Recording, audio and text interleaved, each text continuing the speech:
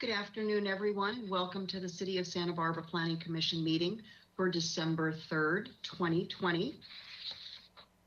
We're going to call the roll.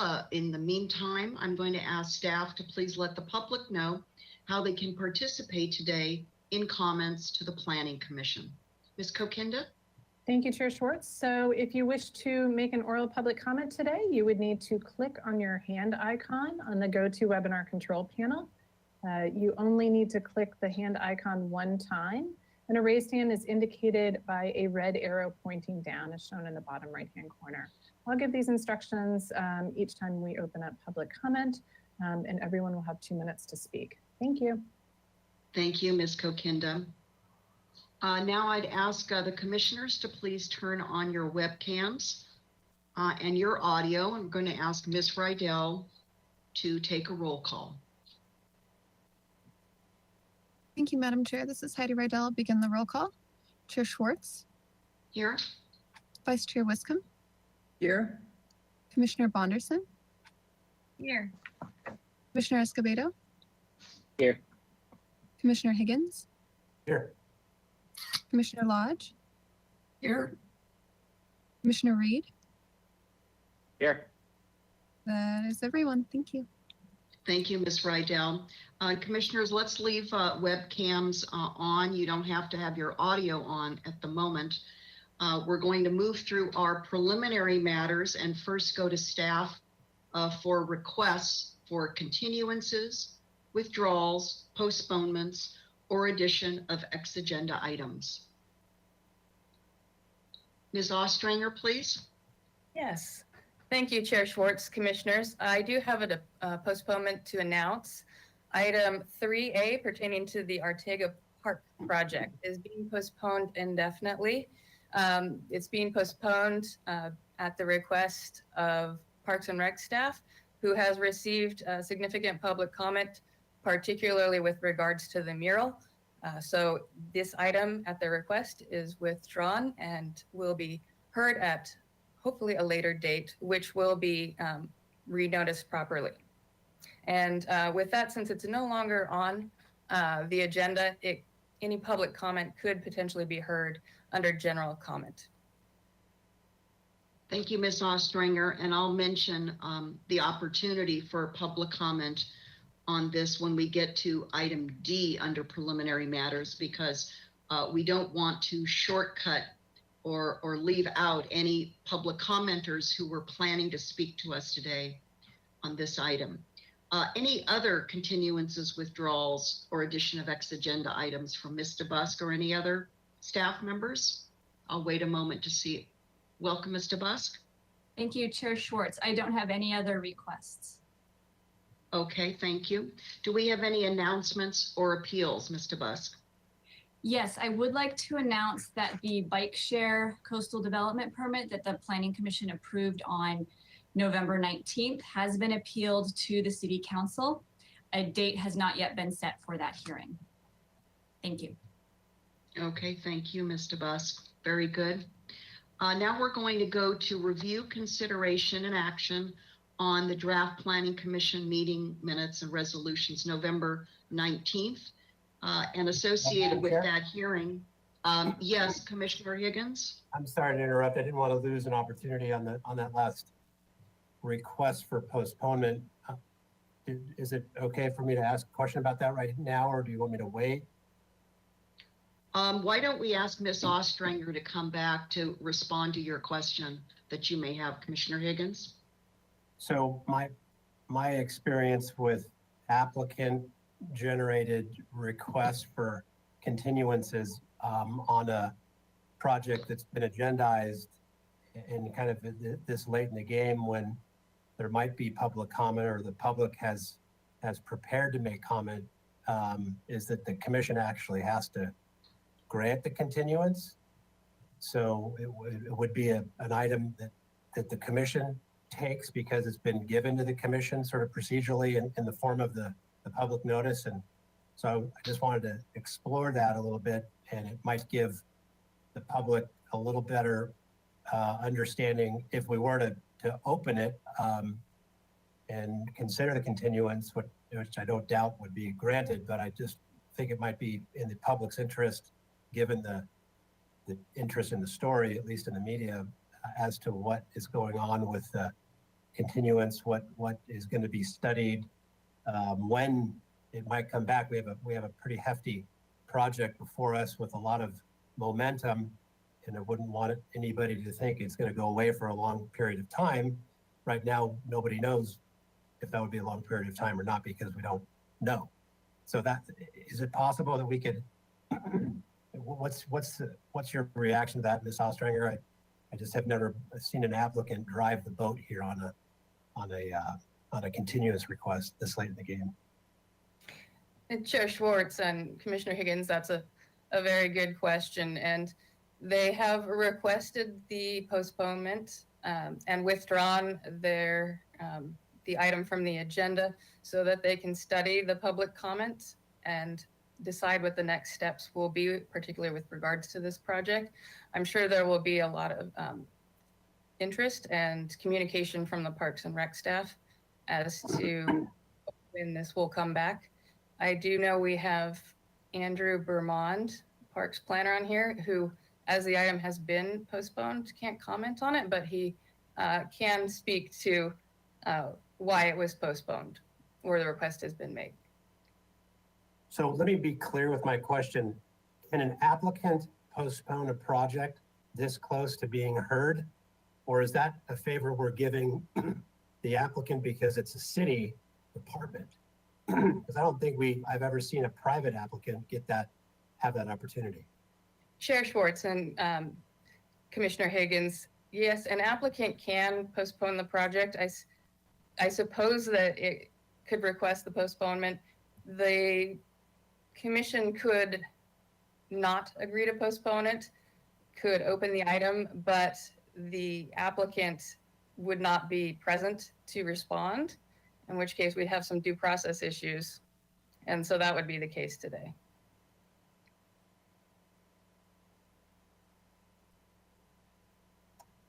Mr. Vermond It seems like we have the applicant here, or one of our staff. I'm not sure if it's staff from Parks or what.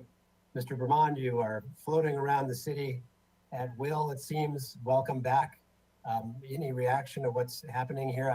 I'd prefer to give the public some notice as to when this might come back, somehow, by opening it or just talking about it. Madam Chair and Commissioner Higgins, thank you. It's a good question. We're in a hurry to return to Planning Commission.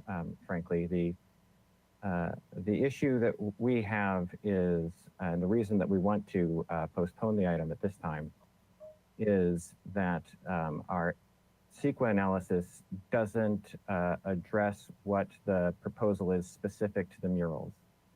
And so our project description in the CEQA analysis isn't reflective of the project as it's envisioned in the Parks Department. And that's frankly substantive to the public's interest in the murals.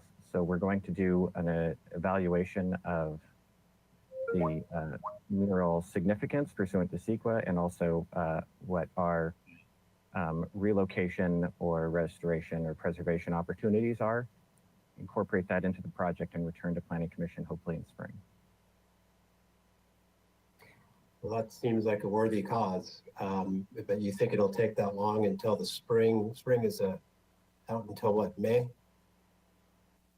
Commissioner Higgins, I would like to return in February or March, but we'll need to recirculate the MND as we'll be changing the project description. So that's going to be a requirement under CEQA. Well, that's great to hear a little bit more detail, but I don't know if it solves as to whether or not any members of the public are here to talk about the item. But Madam Chair, maybe you can accommodate that in open comment, not necessarily related to this item. Chair yes, Schwartz. Commissioner. Ms. Ostranger, please.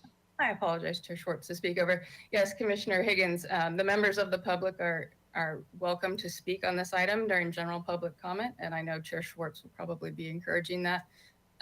So Mr. Bermond's explanation is why we are postponing this item. And to direct to your question, yes, an applicant can request a postponement. So that's what's happened here. And unfortunately, it was late in the game.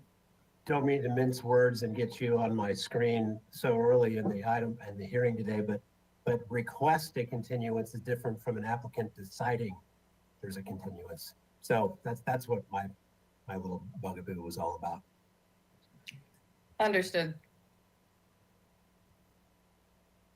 Okay, thank you, Commissioner Higgins, for that inquiry. I too had a question about procedure, even though Ms. Ostringer and I had an offline conversation this morning about how to handle this today. Appreciate that. So let's continue. Yes, please, Commissioner Reed. This is crazy to me considering the interruptions I've had the last 2 meetings, but I just got a notification that there's going to be a upcoming public safety power shutoff at my location. So I just want to give you fair warning that my screen might go dark. Okay, thank you, Commissioner Reed. Madam Chair, I got Yes. the same notice, so. Okay, and I'm seeing Commissioner Bonderson got the same. I'm going to check my phone right now. I'm sorry, members of the public, just hold on with us if you would, please. And Chair while Schwartz, Yes, may- please, Ms. may I Kokinda. interrupt? While you all still have power, I'd like to ask if you could look at your individual, like if you can call in by phone as a possibility. And what you would do is you would go to your control panel and go down to the audio tab. And your audio is likely set for computer audio. That's the standard default. If you switched it to phone call, a list of phone numbers would come up. We'd lose audio for you, but all of the appropriate phone numbers, you'd get an 800 or like the phone number to call in, the webinar ID, and then underneath that would be an audio PIN number. And you have to go through that step, and then you'd be able to call in using your phone. So hopefully we won't lose you, but just in case that you do, and we can send you, we can also email you just a slide if to make it easier to show you what that looks like visually. So fingers crossed we won't have to deal with it, but I just want you to be able to have phone call backup as a potential. Ms. Kokinda, let me ask you, so if we have a power shutoff, that means that for those of us participating through our computers, which I'm on a desktop. So I'm wondering if we could just alert everyone through the agenda that's been posted. Are you referring to the specific phone number that's in the agenda for those of us printed it out or already can see it through our smartphones? Because I won't be able to get back into my email to view anything if the power shut off. If Cox I know. Communication Just goes down, that right. precludes, yes. Mhm. So timing is everything. If Timmy, would you mind emailing everyone now the audio slide, and we'll see if we can get that to you sooner rather than later. If you Okay. do have the agenda in front of you, yes, you could join that way by phone. I would have to, it's a little different because you wouldn't have the same status to, your status would be different. It wouldn't be a panelist, it would be an attendee. So there's some tricks to that, but we can try to make that work. Again, I would still be able to see your name, so I could identify you to know that you are commissioner. And I think that's, Timmy, if I'm missing anything, let me know. Are you going to send that email now? So at least those I of think us, we could come to our Timmy's going phones to- if we get our power shut off. Yeah, Okay. we will send that out to you right now, so Okay. you can at least Okay, can look at that in the meantime. okay. All But right. it does Yeah. look like, it looks like it's a pretty big area, so we might have some issues with our staff presentation with Ms. Okay. Hernandez. So Okay, we're just going to have to play it by ear. All right. okay. I think Commissioner Lodge, you had your hand up. Commissioner Lodge, if you want to. I also have a notice, and it's like it's all over town. What is the name? I don't want to spend any more time than we need to. Ms. Kokinda, do you know the nature of this, why this was an unplanned outage that's I'm really so not affecting clear. our I have city? not received the text, but it looks like it is covering quite a large area Okay, from the Mesa into Summerland. Madam Chair, I got the notice from AT&T, who is my wireless service, and uh-huh. it's the notice basically said it's related to wireless service. So Wireless service, okay. yeah, so it could be if the power outage comes about and it's related to wireless service, we won't have our cell phones either. Yeah. So Yeah, Okay. so we're just gonna have to be, as we have had to be all year, patient and flexible. So let's proceed to the best of our ability. Or do we feel comfortable doing that? Any other commissioner raising of hands for anything in particular? Okay, and again, I do want to take public comment. That's very important to me and the members of the public today. Let's move through our next item as swiftly as possible. And that is our November 19th Planning Commission meeting minutes. We also have 2 resolutions to consider. That's resolution number 010-20, and that's the coastal zone city right-of-way, the bike share. And then we have number 016-19, 3405 Sea Ledge Lane. Any commissioner questions, comments on these meeting minutes? Chair Schwartz? Commissioner Bonderson? Yes, please. Thank you, Madam Chair. I actually have a question for staff. I don't know exactly who to address it to. Perhaps Ms. DeBus can help put me in the right direction. I'm particularly curious on this set of meeting minutes, why there didn't seem to be a consistent summary of commissioner comments. We often see more comments recorded, and perhaps an explanation of the no votes, as well as how we got to the point of deciding. Sure, Comment Chair more? Schwartz and Commissioner Bonderson, generally on the minutes, we only include the action. The times when we have more discussion included would be if it is a discussion item or if it's an environmental hearing. So those are generally the 2 types of hearings where the minutes are more involved than these. Oftentimes when there's a no vote, a commissioner will speak up at the end and specifically state why they voted no, and then that will be included in the minutes. But my recollection is that did not happen at the vote on this particular item. I understand. Thank you. I'm actually quite surprised because in previous meeting minutes, there was more of a summary, although it may have been in a particular situation, as you just explained. I'm curious to know for an item such as the bike share, that was the one I was particularly curious about. Since there was quite a bit of discussion, would there have been the need to record some of that commentary? Is there any precedent for this? So Commissioner Bonderson, we do have all of staff's notes on the item as well as the recording of the meeting. So we have all of the comments documented in that way, but they are not included in the minutes. Commissioner Bonderson, I want to say that I think your question is a very important one.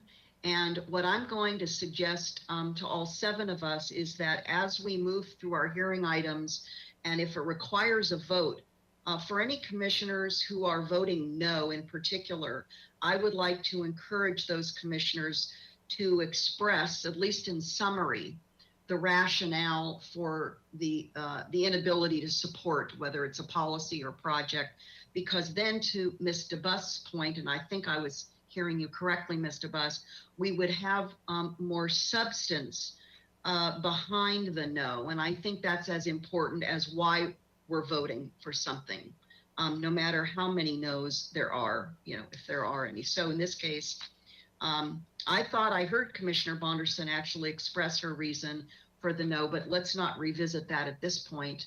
If that's okay with you, Commissioner Bonderson, but as staff, if you would make a note of it, and then again, I'm just going to encourage the 7 of us, when we fall on the no side of a vote, to express ourselves as to the extent comfortable, so that that's in the record, the written record, not just the televised and audio record.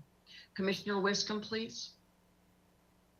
Yes, I think what you mean to say is fall on the minority side of the vote. And occasionally it might be you vote yes and everyone else votes no. So that's what you're asking. It's not necessarily a no vote.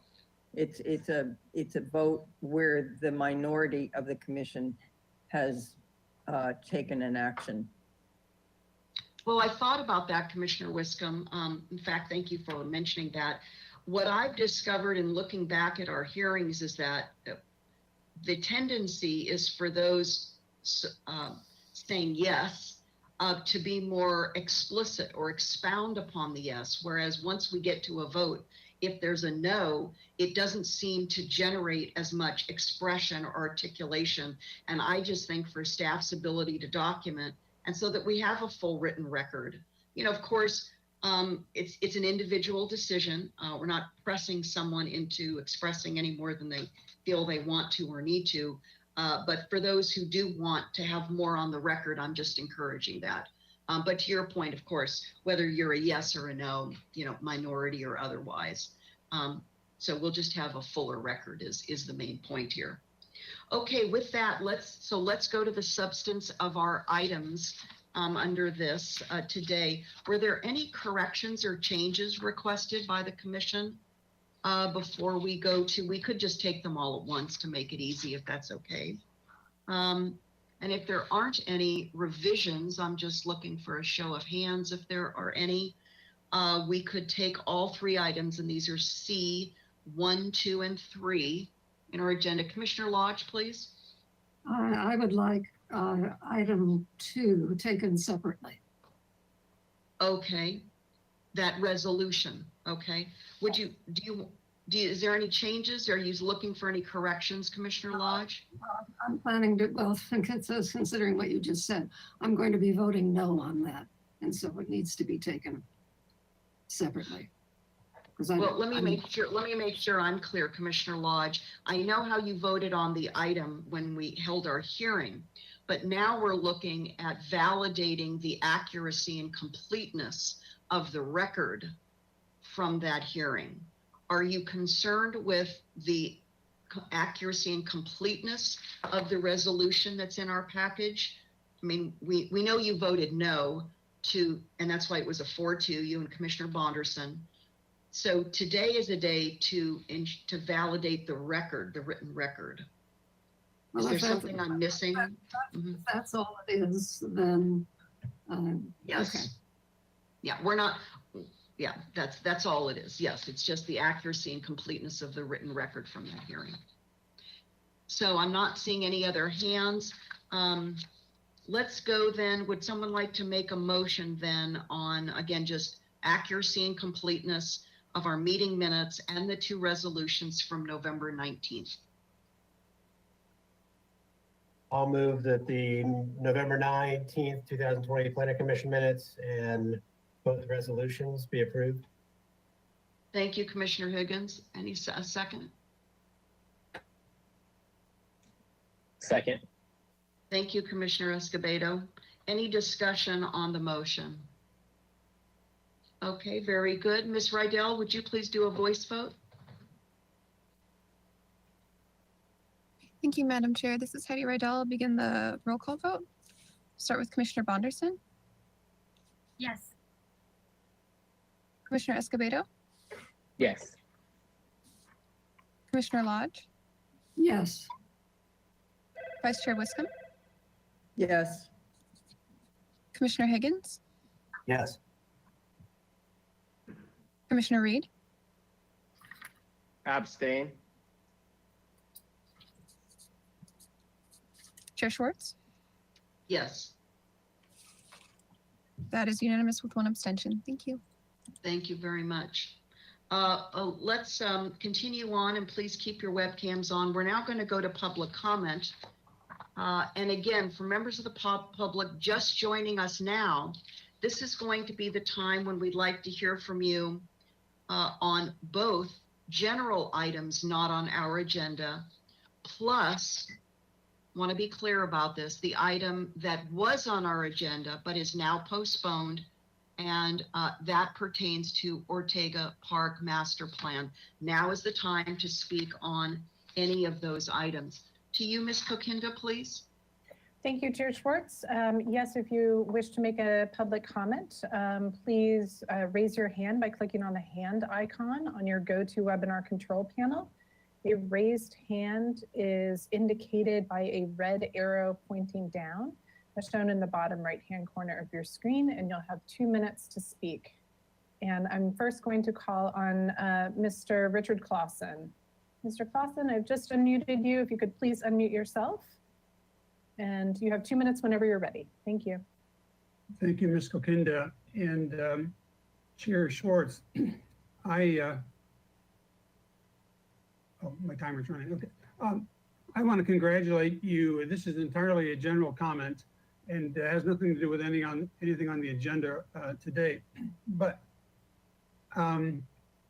Chair Schwartz, you have been very good, and previously Chair Wiscombe was also very good at maintaining the formality of the commission in dealing with applicants. And I'm going to be making similar comments at the other design review board meetings as general comments, because what I am finding as a member of the public is that very often applicants who may know commissioners or board members on a professional level tend to become very chummy in addressing council members or commissioners. And in return, the commission members also are on a first name basis with them. And I find that, again, as a member of the general public, to be a little off-putting. I think there should be more distance, more formality between decision-making boards such as yours and applicants who have projects or issues, agenda items before you. As I said at the outset, you have done very well, and I thank you for that. I'll be making similar comments at the other design review board meetings. Thanks so much. Thank you, Mr. Clausen. And then next I'm going to call on Mark Alvarado. I just unmuted you, and if you could please unmute yourself. Looks like you have 2 minutes whenever you're ready. Thank you. Thank you so much. Commissioner Schwartz, this is Mark Alvarado. I'm calling, I was planning on speaking on this item today, and we found out, I believe it was on Tuesday, that this item was being deleted off of the agenda, but I'd still like to speak for the record, kind of what transpired and led us to this point of seeking preservation of the murals in Ortega Park. And specifically, once we understood on November 12th from the Parks and Recreation Department that there was no intention to preserve the pieces, we immediately started to do some research and found out that they could potentially become structures of merit per the HLC. And we found out through that process that potentially there's about 8 eligibility items within that provision where perhaps the murals could be preserved under the HLC structures of merit. And then we further found out that the California Preservation Art Act protects those pieces of art, even though they're on city facilities and the buildings are owned by the city. The law states that the art belongs to the artist and cannot be touched without the artist's permission. And so we went ahead and notified the city of that on Tuesday, and then we found out that the item was being deleted. And then we found out also too that the city made a statement per Key News that all along that they were intending to preserve the murals, and that was a bit disingenuous because that's not what we were told on November 12th. And it so happened that because we cited the HLC and the civil state law, then that's when the city decided to preserve the murals, which we're very grateful for. As well, we're grateful that there'll be other opportunities for artwork, and we're not against the redesign of the park. We were part of that process, and we thought it was a great civic engagement opportunity to learn how we could further improve that public facility. So I just wanted to state that for the record, Commissioner. Thank you. Thank you, Thank you, Mr. Alvarado.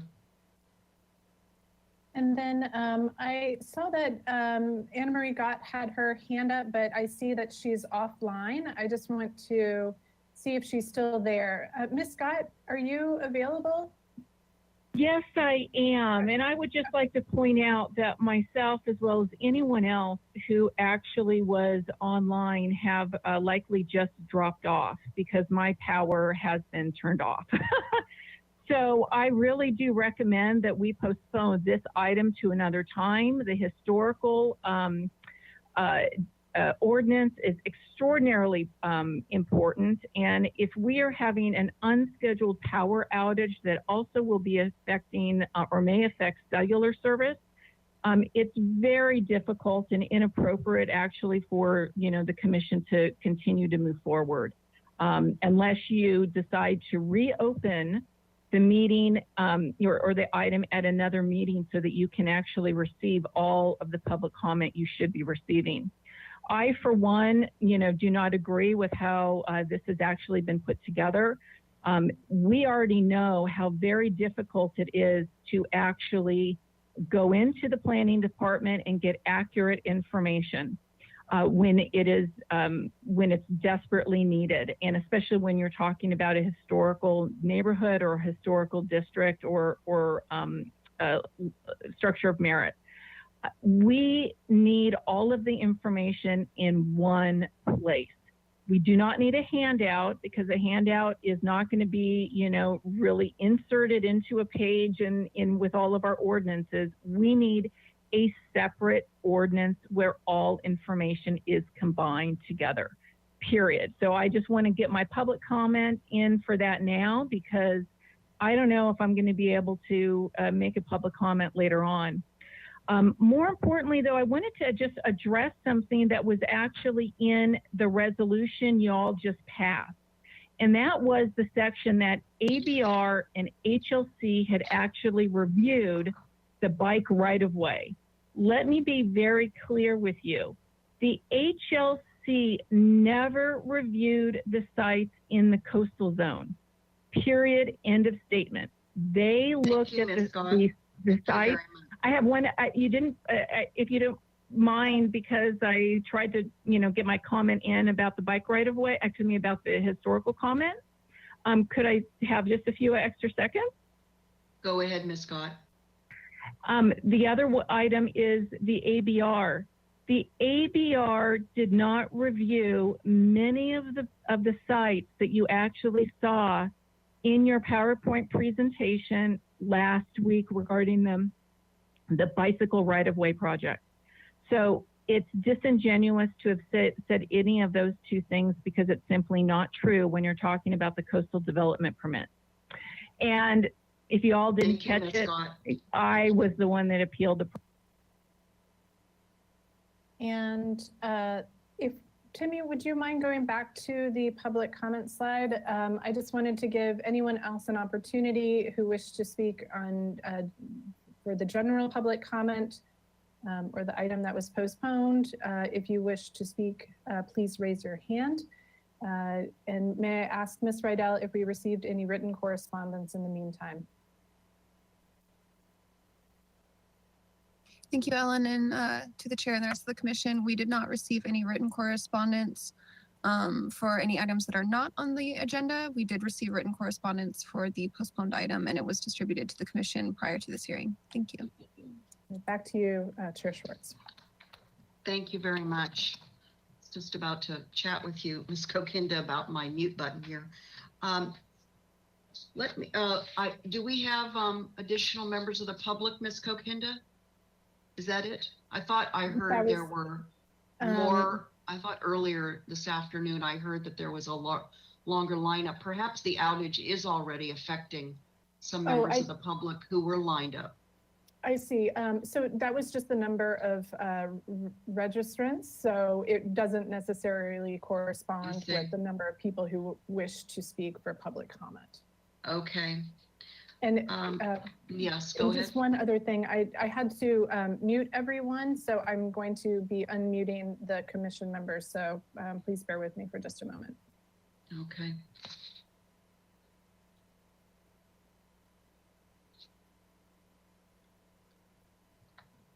And Chair Schwartz, you can go ahead and proceed.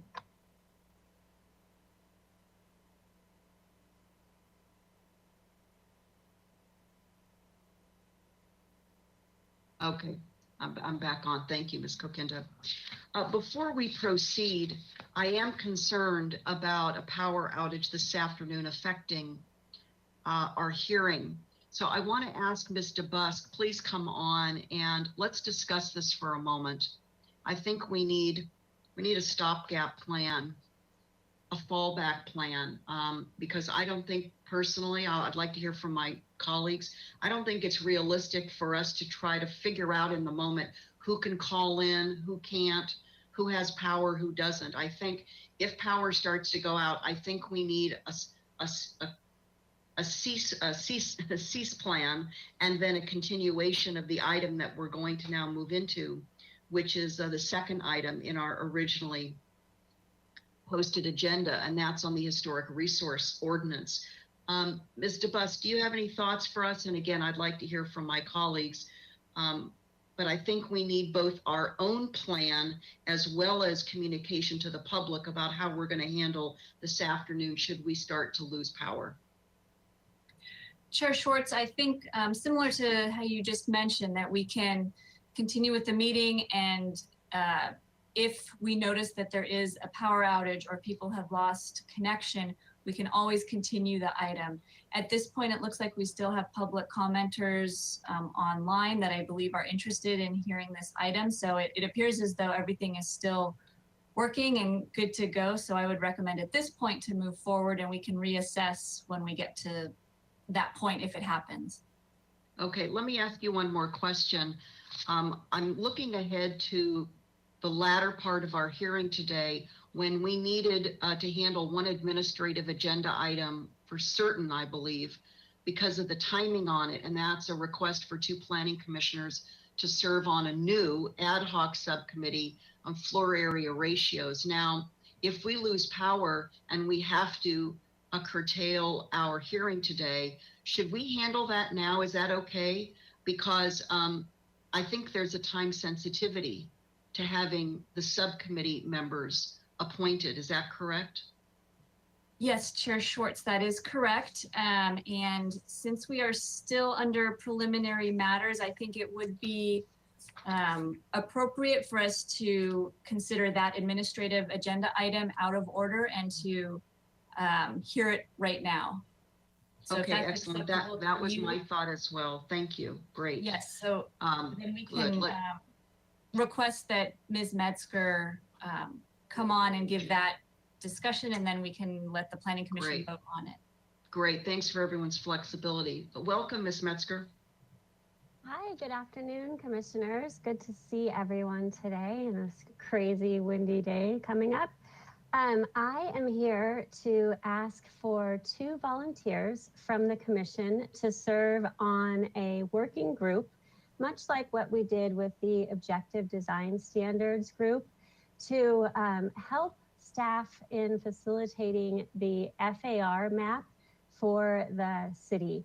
And as you remember, we're changing from regulating building size by density to floor area ratio, FAR. This group, I imagine, will meet 2 to 4 times over the next 2 months. And the meeting should be no longer than an hour, due to the fact that a lot of this work will be more on the ground with the working group members going out into the community and looking at various existing buildings and their FARs.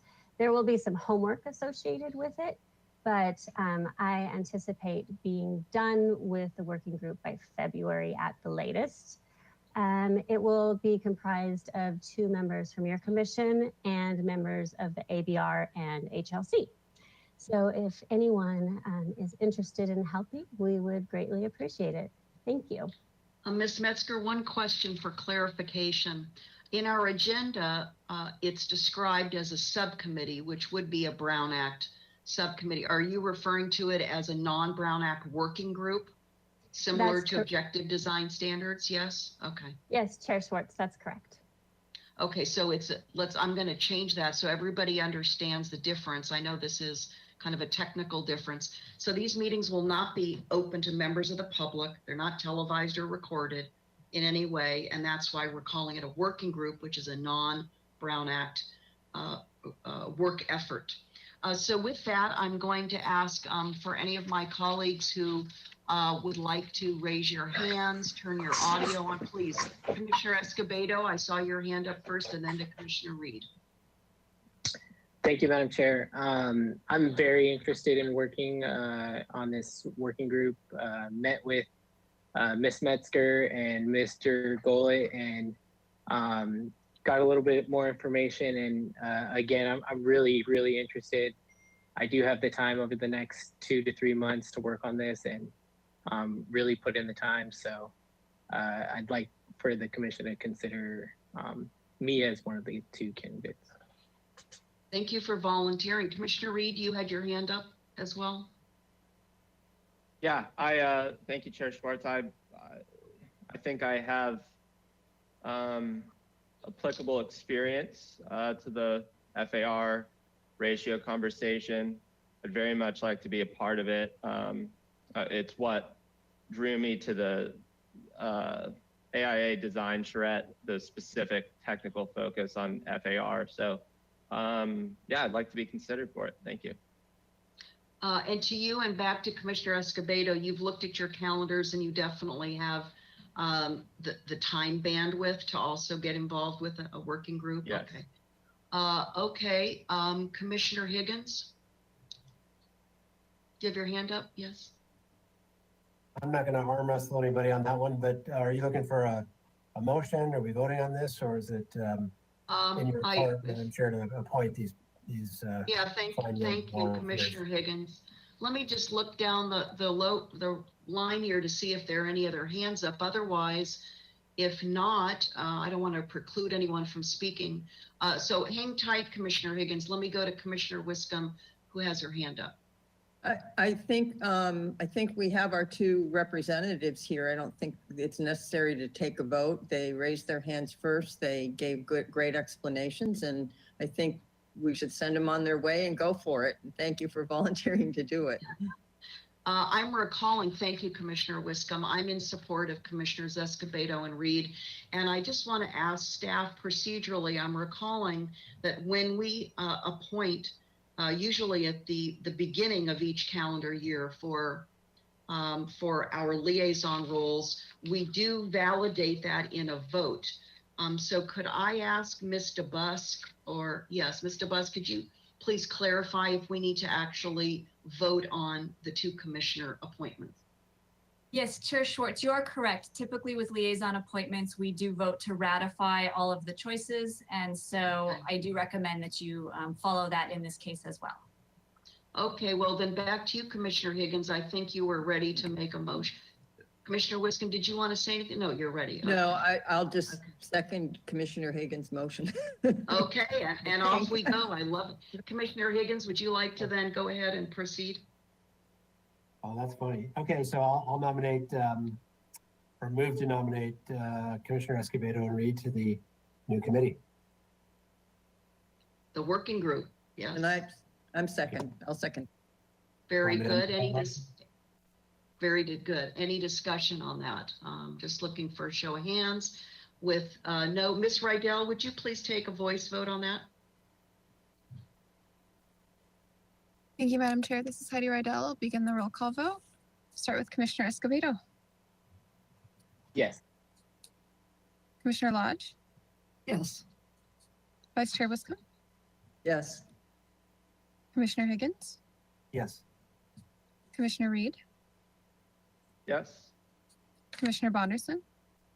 Yes. Chair Schwartz. Yes. That is unanimous. Thank you. Thank you. Excellent. Okay. Commissioners Escobedo and Reed, we'll look forward to hearing back from you as you proceed with this work in the new working group. And now we're ready to, commissioners can turn off your webcams and audio now. We're going to proceed to our new item in our agenda. It was agendized as B. It's the proposed amendments to the Historic Resource Ordinance. And before I ask staff to begin, go ahead and commissioners, you can turn off your webcams now. Well, oh, did you have a question, Commissioner Higgins and Lodge? Are we gonna talk about a backup logistics in case of power outages? Well, I thought we sufficiently did that. Would you like to just expound on that further for clarification of our plan? Just needed a reminder of what happens if. Okay. Actually, Chair Schwartz, Mr. Busk. Mhm. thank you. We've had staff look into the power outage question and they checked with County Office of Emergency Services, and it appears as though that notice was made in error. We're not aware of any power outages that are planned, and that was, we also, we got no notice from Southern California Edison as well. So we believe it was an error, and we think we can move forward without delay. Thank you. Okay, well, we'll hope that that's the case. Commissioner Lodge, did you have a question before we start this item? I got a text from at least one person who's interested, who doesn't have any power. So. Okay, we'll just have to monitor. Thank you for that update, Commissioner Lodge. Please do keep me posted, commissioners, if you're receiving text messages from members of the public, from the community. Chair I Schwartz. think, yes, please. Commissioner Reed also? Yeah, unrelated to and related to our hearing, I'm getting messages of people with power outages. So okay. Something to All right, consider. well, then back to Mr. Busk. It's sounding as though the error message that you're alluding to, Mr. Busk, isn't entirely accurate. So I think we're going to have to monitor this situation. Here's what Ms. Ostranger, advice for us, please. Yes, Chair Schwartz, I just, from the Brown Act perspective, as long as if you can call in, if we were to lose power and everyone could call in, and assuming City TV can continue broadcasting, we would still have a quorum and we could still continue. Of course, with that being said, it's at the discretion of the commission whether they would choose to adjourn the meeting at that time. Not to belabor this, but I would like to hear, I have my own thoughts, but I want to first hear from my colleagues. If you have any strong feelings about how to proceed should we lose power and we would be forced to phone in, I would like to hear from you, and then I'm going to express myself after I, out of respect, hear from you first. Commissioner Reed, you had your webcam on? Yeah, if it's sounding like there are power outages, so if it proves to be an ongoing issue, I'd just suggest we start the item and postpone deliberations and continue public comment into the whenever it comes back on the agenda. Okay, thank you. I'm just going to go down the line if that's okay with everybody. Commissioner Higgins, comments, please, your thoughts? Yeah, thank you. I think I agree with Commissioner Reed. It's an important and large, complex item. It's not beyond the scope or the realm of probability that we spend 2 hearings on this anyway. Wouldn't want it to go to 3, but I say let's dive in and at least get through public comment. And in fact, if there's a timing issue, Madam Chair, it might be better to open public comment before we get into commissioner questions for those people that are available now, knowing that, of course, at a subsequent hearing, it can be opened up again, or you wouldn't close it today. Just take comment from those that are with us now, and we can hear from more later. So that would be my desire. Very good, thank you. Commissioner Escobedo, thoughts, please? I echo that same exact sentiment. I think I agree with both Commissioner Reed and Higgins. Thank you. Commissioner Bonderson? I'm also in agreement, although I have a quick question about this. In the event that we do need to stop abruptly and obviously come back at another time, what would be the earliest opportunity? I mean, I don't want you guys to go into any calendaring, but can it be something that we can handle quickly and keep the project moving for the applicant? Mr. Busk? Thank you, Chair Schwartz and Commissioner Bonderson. I believe we would have time on December 17th to add this item. We have two other items, but one of them is more informational and I think should go fairly quickly. So I think that's possible. That's helpful. No, I'm glad you asked that, Commissioner Bonderson. Thank you. And with that response, I would say let's just tackle it to the best of our ability and see how far we can get. Okay. Commissioner Lodge, thoughts? I agree that public comment and deliberation should be continued to the December 17th meeting. Apparently, would be the best next time. But the staff should go ahead with its presentation now, as long as we have power. Exactly. Commissioner Wiscombe, thoughts, please? Thank you, Madam Chair. I think we should have the item, have the presentation today, and if people are still online, open up public comment, and then continue it for deliberations to the 17th, but also open up public comment again for those that lost power today and don't have the ability to comment on it. Thank you very much. So what I would like to do, I'm going to exercise a little bit of discretion as chair, is I'm going to open this item and ask staff, and I believe that's Ms. Hernandez, if I'm correct, to make the presentation. Could you first tell me how long you're expecting the presentation to run? Yes, hi, thank you, Madam Chair. Welcome, Ms. Hernandez. Commissioners, the presentation is about 20 minutes. Okay, then what I would like to do today is to have you present for 20 or so minutes, and then to immediately go to any public comment we might have. And then we'll have to see if we still have power at that point. What I'm hesitant to do is to start deliberations and be curtailed and have to know where we ended and somehow create continuity with those deliberations to December 17th. So let's see how this goes, how much public comment we have. And if it seems as though from feedback we're getting through various commissioners from the public, if power is beginning to go out, I don't want to shortcut the members of the public in watching our hearing and listening to the hearing either. I'm not particularly keen on continuing the hearing if we all have to call in just by smartphones. I just don't think that's the best way to conduct a government hearing on such a momentous item. So I hope you'll be comfortable with that, Ms. Hernandez. We sort of all, again, have to be patient and flexible in this time. So with that, Mr. Busk, unless you have some other recommended direction for me, I think that's how I'd like to proceed. Ms. Kokinda, you came online. Was there something you wanted to say as well? Yes, and just if you are going to open up this item, to please read it into the record. Yes. So thank you. Yes, I'll be doing that. I wanted to give staff an opportunity to comment along the lines of what I was recommending be our process. Yes, thank you, Chair Schwartz. And I do think if we can get as far as we can with commissioner comments as well, I think that would be really helpful and would help us ensure that we can actually get through it on December 17th, if that's the date it's continued to. If otherwise, I'm a little bit worried that we won't be able to get through all of our agendized items that day.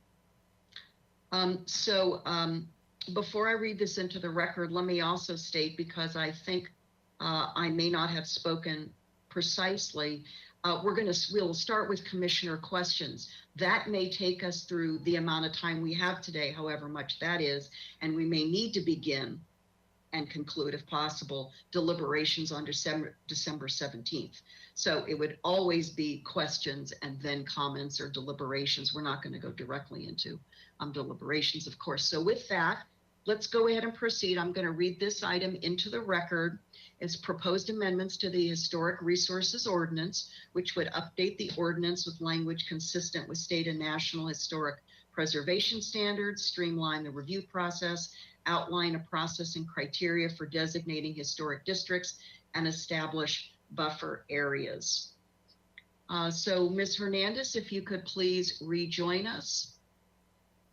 And again, we're looking at approximately 20 minutes for the presentation. And then again, back to members of the public, please be ready to speak to us on this item today if you would like, right after Ms. Hernandez's presentation.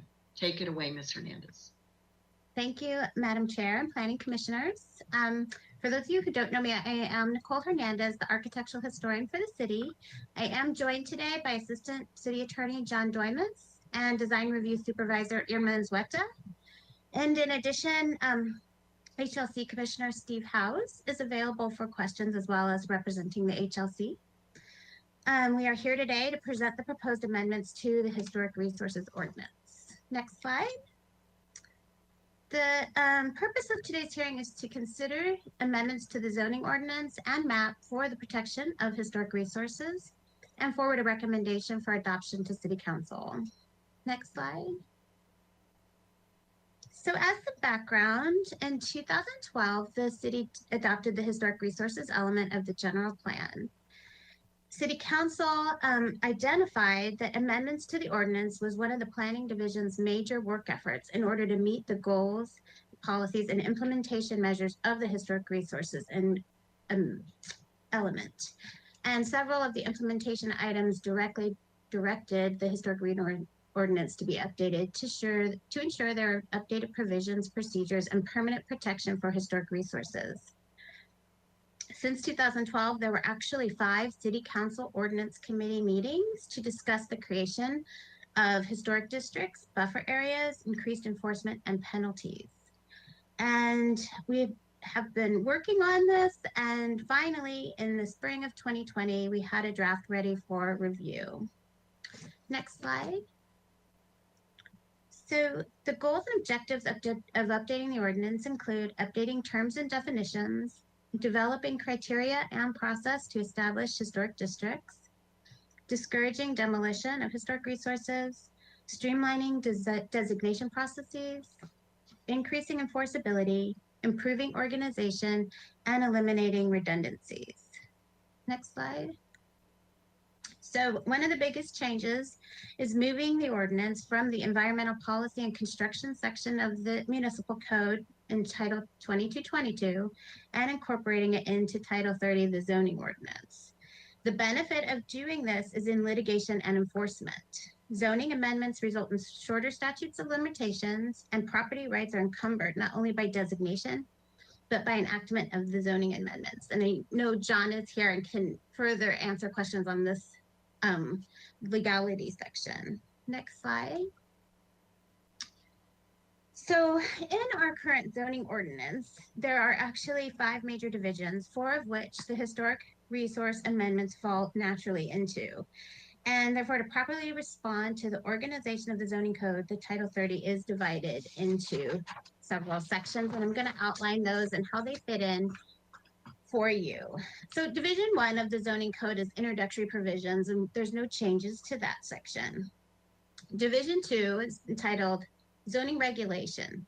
And this is where all the zones and overlay zones are. So the landmark district and historic district overlay zones will be added to this division under Chapter 3057. This chapter outlines how the existing landmark and historic districts, and including maps, are consistent with will be in this section. This includes our existing districts, which include El Pueblo Viejo Landmark District, Brinkerhoff, the Riviera Campus, and El Encanto Hotel District. And any new districts that are adopted, once they're adopted, would be going into this section. Under Division 3 of the city zoning ordinance is called citywide regulations. This is where the Historic Resources, Chapter 3157 would be, this chapter includes procedures and criteria the city will use to regulate the designation, preservation, alteration, or demolition of historic resources. Next slide. So moving into the Division 4 of the zoning ordinance, it's called Administration and Permits. This is where the Historic Landmarks Commission will be added to the list of planning authorities in section 30-200-080. And also in section 4 is, in Division 4, we'll have section 30-220-020, which outlines the powers and duties of the Historic Landmarks Commission. And also in Division 4 will be Historic District and Zone Amendments. This is a new chapter 3237 that describes the process to create a historic district overlay zone and design review standards for properties in the overlay zone. And this is the chapter that the Planning Commission will utilize the most, as once HLC forwards a recommendation for a historic district to the Planning Commission, we use this chapter to amend the zoning code and maps to adopt the districts before it goes to City Council. And finally, in Division 5, which is general terms, the historic resources related definitions will be under 3300-080H, standing for historic, where all the terms specific to historic resources and chapters will be grouped. So they will be together, those specifically. Next slide. We will also have amendments to the coastal, the local coastal program.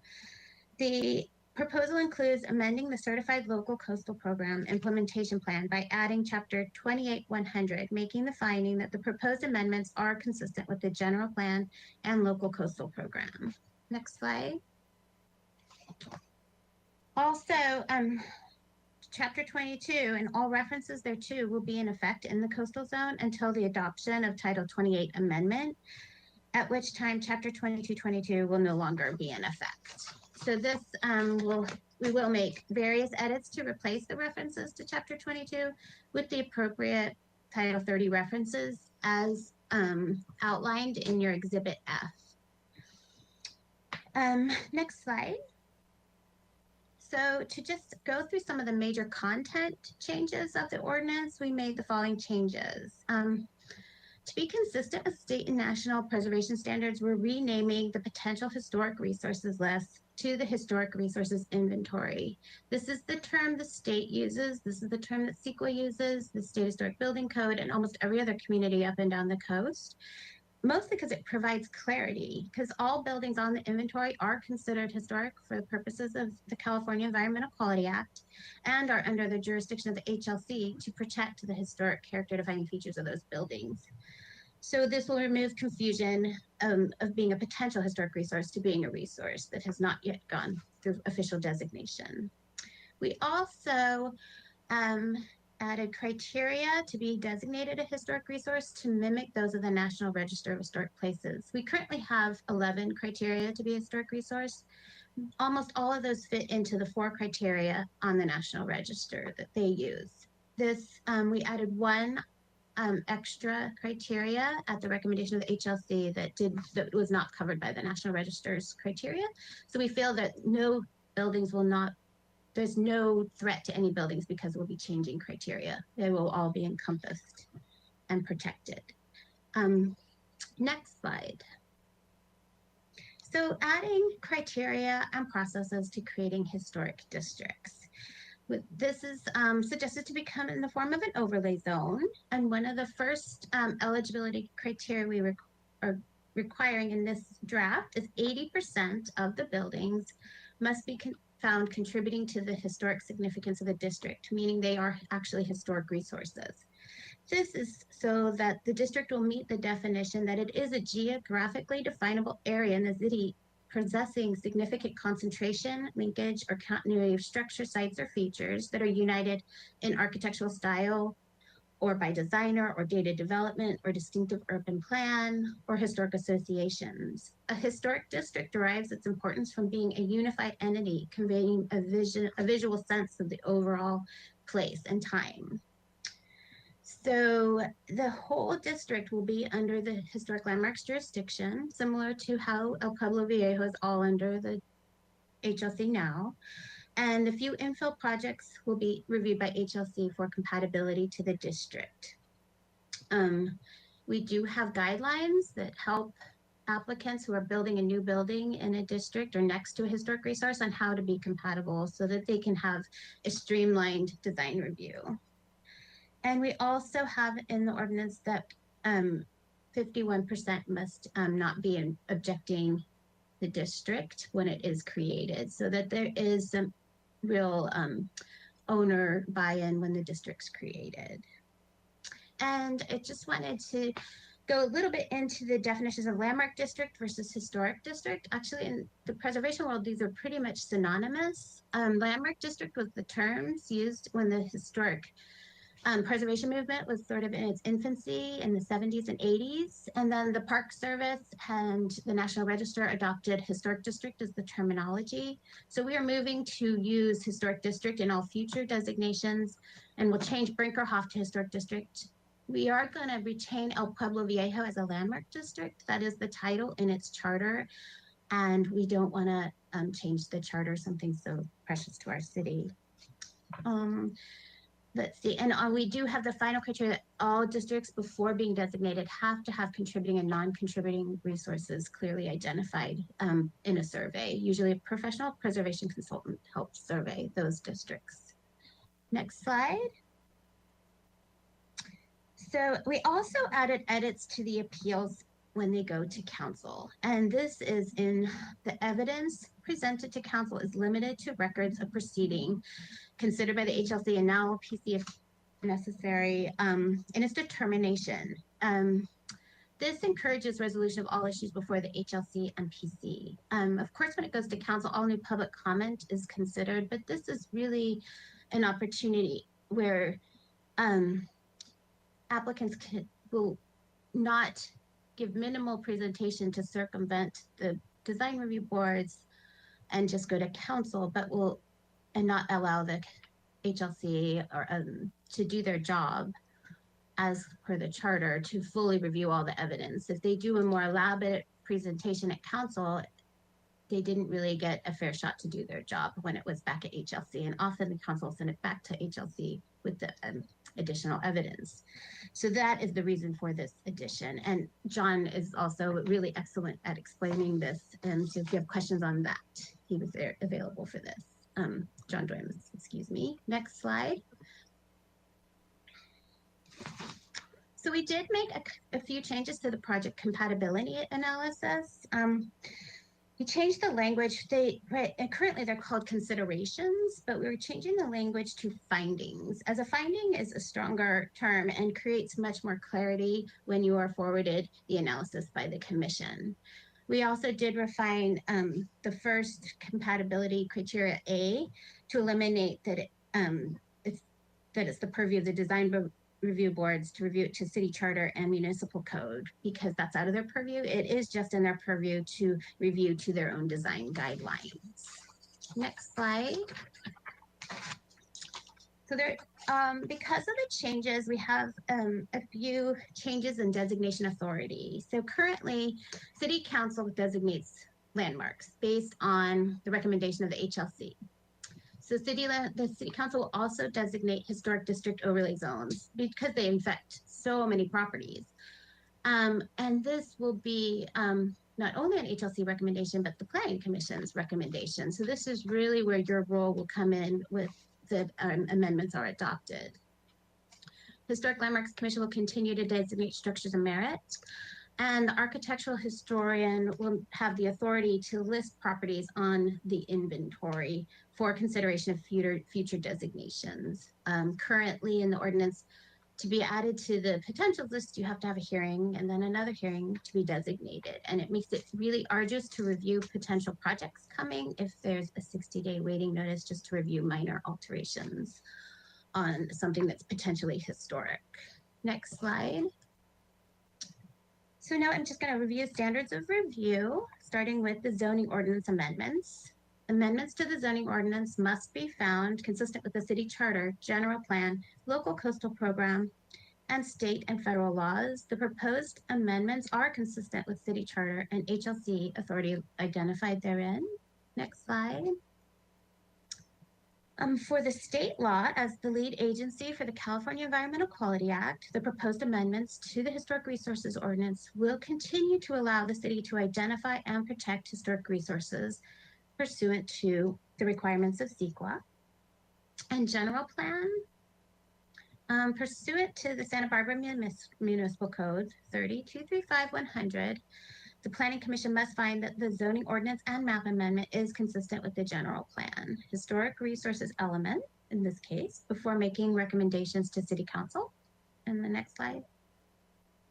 And the local coastal program, amending the coastal zoning ordinance, Title 28 is consistent with the local coastal program land use plan policy 4.3-3, requiring design review projects, and policy 4.4-1, requiring protection of the city's historic and prehistoric past. Next slide. So I just wanted to tell you all the public engagement we've had to date. So to begin with, we did ordinance introduction. On April 29th, 2020, we had all the ordinance amendments and changes introduced at HLC just as a presentation. And the next day we posted the ordinance for a public review period on the internet on the city's website from April 30th through June 7th, 2020, to allow plenty of time for people to digest the many changes and the enormity of the document. And we also did do a similar introduction presentation to City Council on August 4th, just letting them know as well of the changes that were proposed. Next slide. So more interactive public hearings, we had 3 at the HLC as a venue where everything could be publicized and as many people could comment as wanted. On May 27th, we reviewed the major content and the public comment, and HLC made recommendations on the major content changes coming forth. We took all their recommendations and worked all summer to edit the document accordingly. We actually also sent it to the State Historic Preservation Office for review, as we are a certified local government and our ordinance does need to meet best practices to be included as a certified local government of the State Historic Preservation Office. And we incorporated all the changes and came back to HLC with the revised document on September 16th, where we reviewed the edits and continued to receive public comment and HLC recommendations. At that time, it was just all one chapter, and the HLC did make recommendations to to the council at that time. However, when we reviewed and did final edits, it was recommended by the key zoning staff who really work with the zoning ordinance that one chapter just inserted into the zoning ordinance really did not fall with the formatting that was there that they worked so hard to create in the recently adopted zoning code. So they revised the format. With so many format changes, we did want to take it back to HLC so they understood it and were familiar with it. And so we took it back on November 11th, where we reviewed the format changes. And at that time, HLC did recommend the historic resource amendments to City Council. I want to say here that they would like more of a working document with all the sections together to be available in a handout and in the guidelines.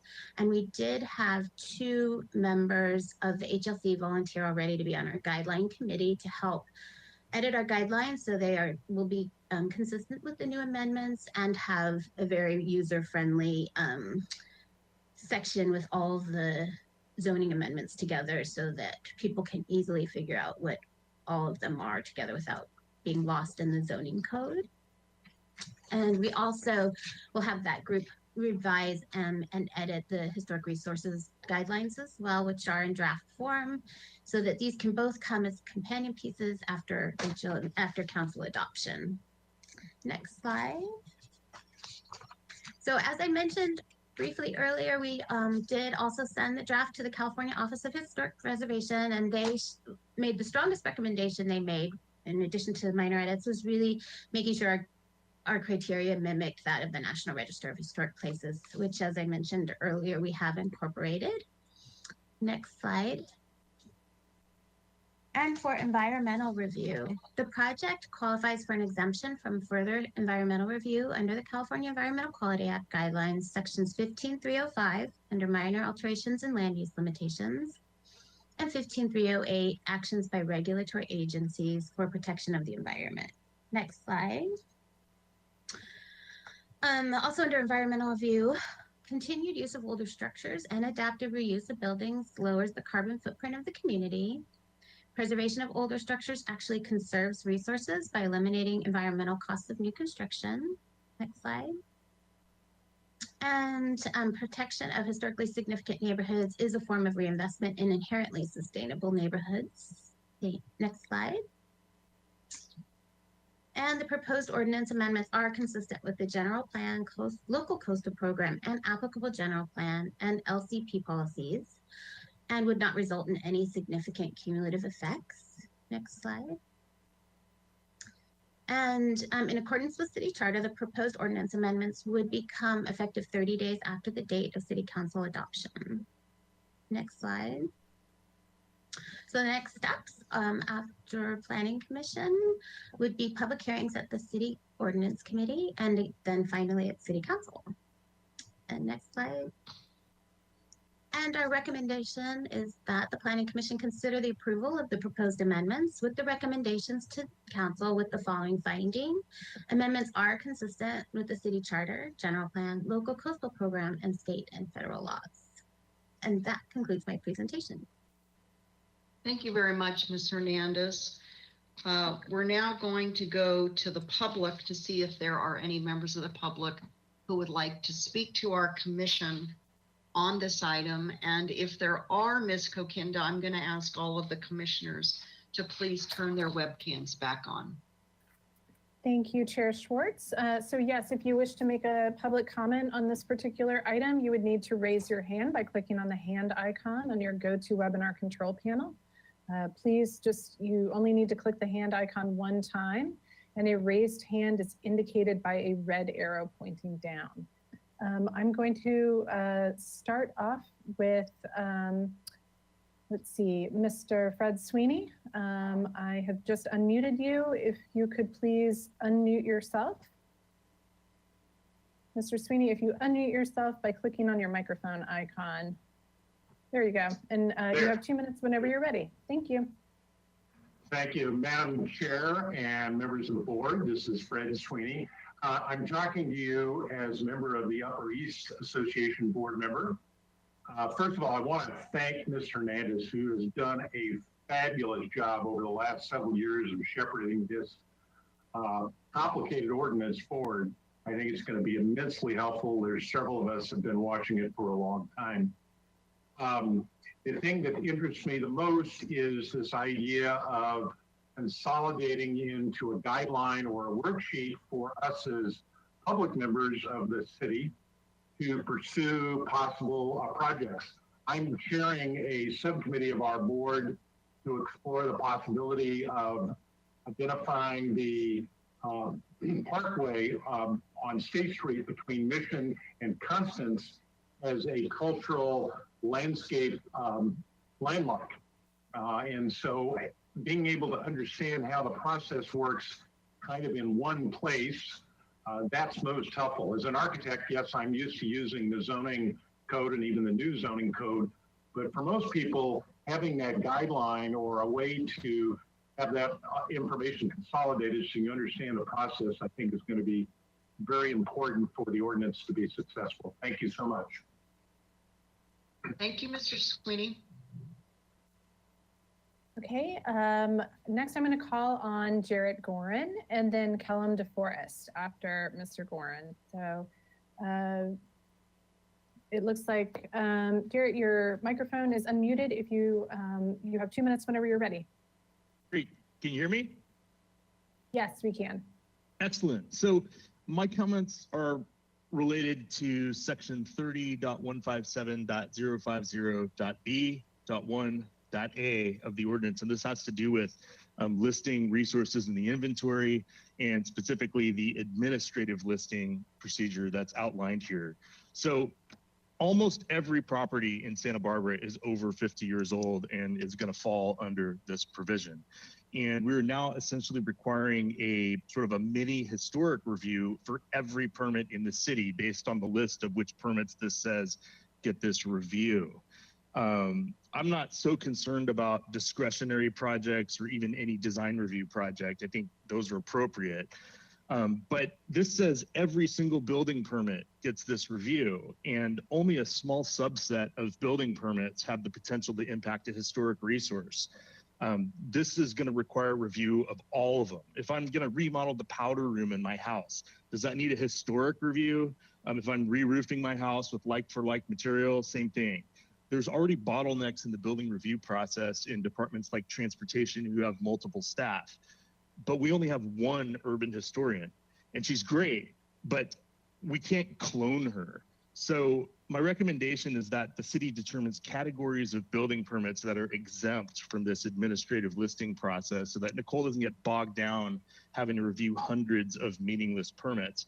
And if we are going to send every single building permit for this review, there has to be a time limit on it. And I would suggest 7 days is a reasonable period. And if no action is taken, then the permit can just proceed. Otherwise, she'd make a determination as laid out in little I or little I2. And once the determination's made, if it's determined not to be a resource, that needs to go on the record so that no other permits have to get this screening again when somebody else comes in for something on the same property. And those are my comments. Thank you, Mr. Gorin. Okay, next I have Kellum DeForest, and then Mary Louise Days after that. Mr. DeForest, I've just unmuted you. I'm going to send you an unmute request. If you click yes, or looks like your microphone's on, you have 2 minutes whenever you're ready. Thank you. I'm ready. Ryan, I just have a question. I didn't come out. Is why? Pardon me, just 1 second. I'm going to interrupt you. Is there any way, it sounds like we have, there might be a TV on or a radio, something in the background. If you could turn the volume down on that so we can hear you, that would, that's going to help us. For them to get in on time. Okay. Can we try it again? I think so. Please go ahead. Thank you. Television, my roommate's television is off. I just want to know, why is this ordinance being folded into the zoning ordinance? I think it's important enough that the standard, all these items that are now 30-something, there's something, be collected in one overall ordinance labeled historic resource ordinance. I think that would make it clearer to the public, and also, as I've said, emphasize the importance the city has in preserving its historic resources. Thank you. Thank you, Mr. DeForest. Okay, then I'm going to call on Mary Louise Days. And then after Mary Louise Days, it'll be Patricia Saley. Ms. Days, I've just unmuted you. It looks like your microphone is live. Please, you have 2 minutes whenever you're ready. Thank you. This has been a long process, including some public study and input. The Planning Commission reviews the provisions related to creation of historic district overlay zone amendments. Santa Barbara was a pioneer in fields of historic preservation and architectural control. We deserve better than scattershot, difficult to find ordinance provisions and perhaps unofficial handouts. We have a significant heritage and world renown, enjoyed and of course noted by our popularity with visitors and in literature. We do not wish to have preservation laws hidden and deemed unimportant. The staff presentation was well done. It explained to you some of the complexities that will be gone over perhaps again by the Historic Landmarks Commission and the City Council Ordinance Committee. They are not really amendments to an historic resource ordinance because that does not exist. It's called the Historic Structures Ordinance 2222, adopted in 1977. And I was staff for that project, and it was about a 2-year project and very well supported by local organizations and the citizens. And I'm sure that if this current rewrite is handled well, that it will also be supported by local historic preservation organizations. It's extremely important, as you are well aware, and especially in the El Pueblo Viejo district. Thank you. Thank you, Ms. Days. So next is Patricia Saley and then Anna Marie Gott. Ms. Saley, I've just unmuted you. It looks like your microphone's live. You have 2 minutes when you're ready. Thank you. Thank you. Good afternoon. It has been a long time coming, but I'm so pleased that this draft ordinance is before you today. It is of great importance to the architectural heritage, reputation, and future of the city. This has been a commendable process with collaboration between the HLC, your staff, and the public. This collaboration will pay off over time by providing clear parameters for the treatment of historic resources, especially given the pressure for more density in El Pueblo Viejo. Earlier drafts of the HRO were confined to a single chapter of the zoning ordinance. That was the format we all commented on during most of the review process. Spreading the ordinance throughout Title 30 may make sense organizationally, but in my opinion, it seriously undermines the effectiveness and cohesion of the ordinance. If the reorganized ordinance is ultimately adopted throughout Title 30, it is imperative that comprehensive and clear guidelines be adopted as soon as possible. These guidelines could serve as the Bible of sorts, similar to how the CEQA guidelines are used. I and others would be happy to help in this effort. I suggest that 6 months would be adequate time to achieve this task, especially as the specifics of the ordinance are so fresh on all of our minds.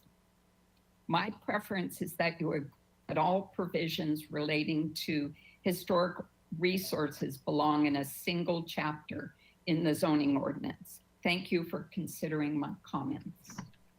Thank you, Ms. Saley. And then next I have Anna Marie Gott. Ms. Gott, I actually don't have, I think you have to unmute yourself at this point. Would you try doing that? I think you're calling in by phone right now. I see your name, but I don't see anywhere that I can unmute you. So if you can look at your phone, if there's any way to call in or to unmute yourself, but it doesn't look like I have the ability to unmute you at this moment.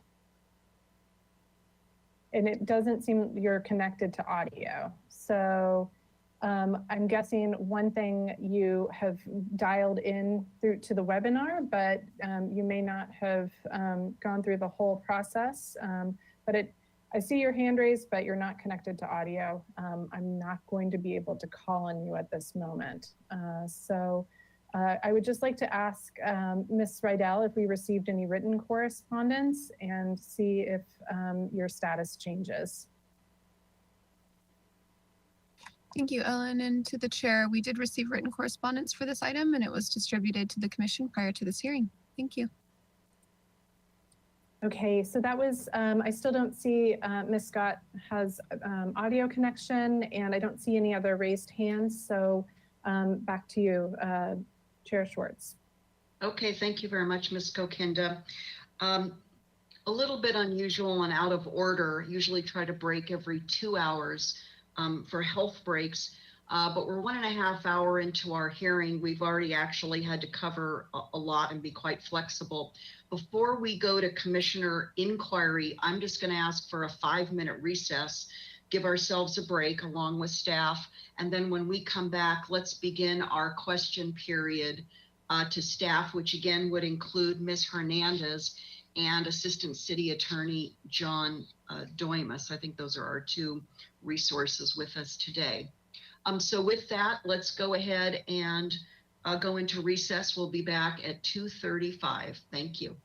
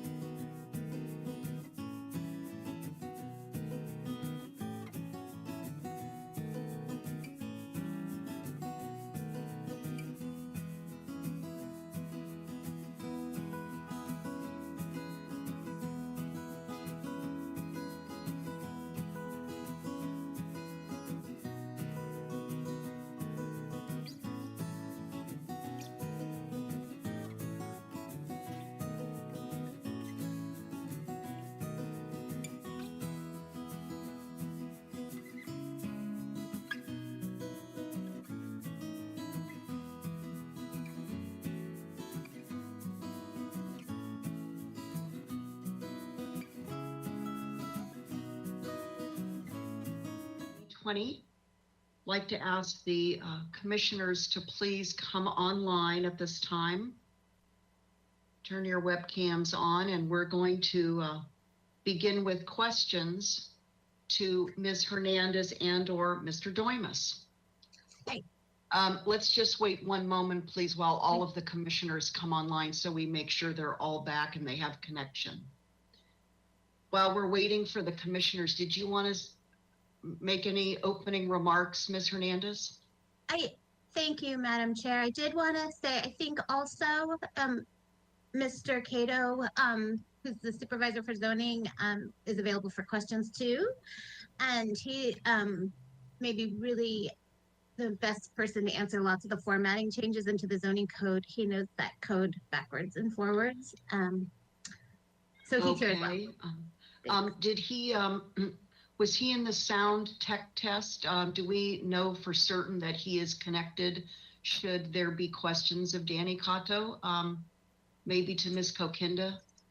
Yes, and I can actually, I'm sending Mr. Cato a webcam request now.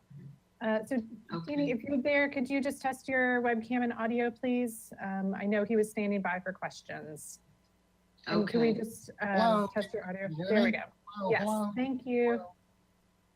We got you. Thank you. Welcome, Mr. Cato. Just stand by. You don't have to be online now. We'll see. I think Commissioner Bonderson had her webcam on first. Would you like to go? No, it's not necessary to go first. Okay. Who would like to kick off questions for Ms. Hernandez or Mr. Doimus or Mr. Cato? Commissioner Wiscombe, please.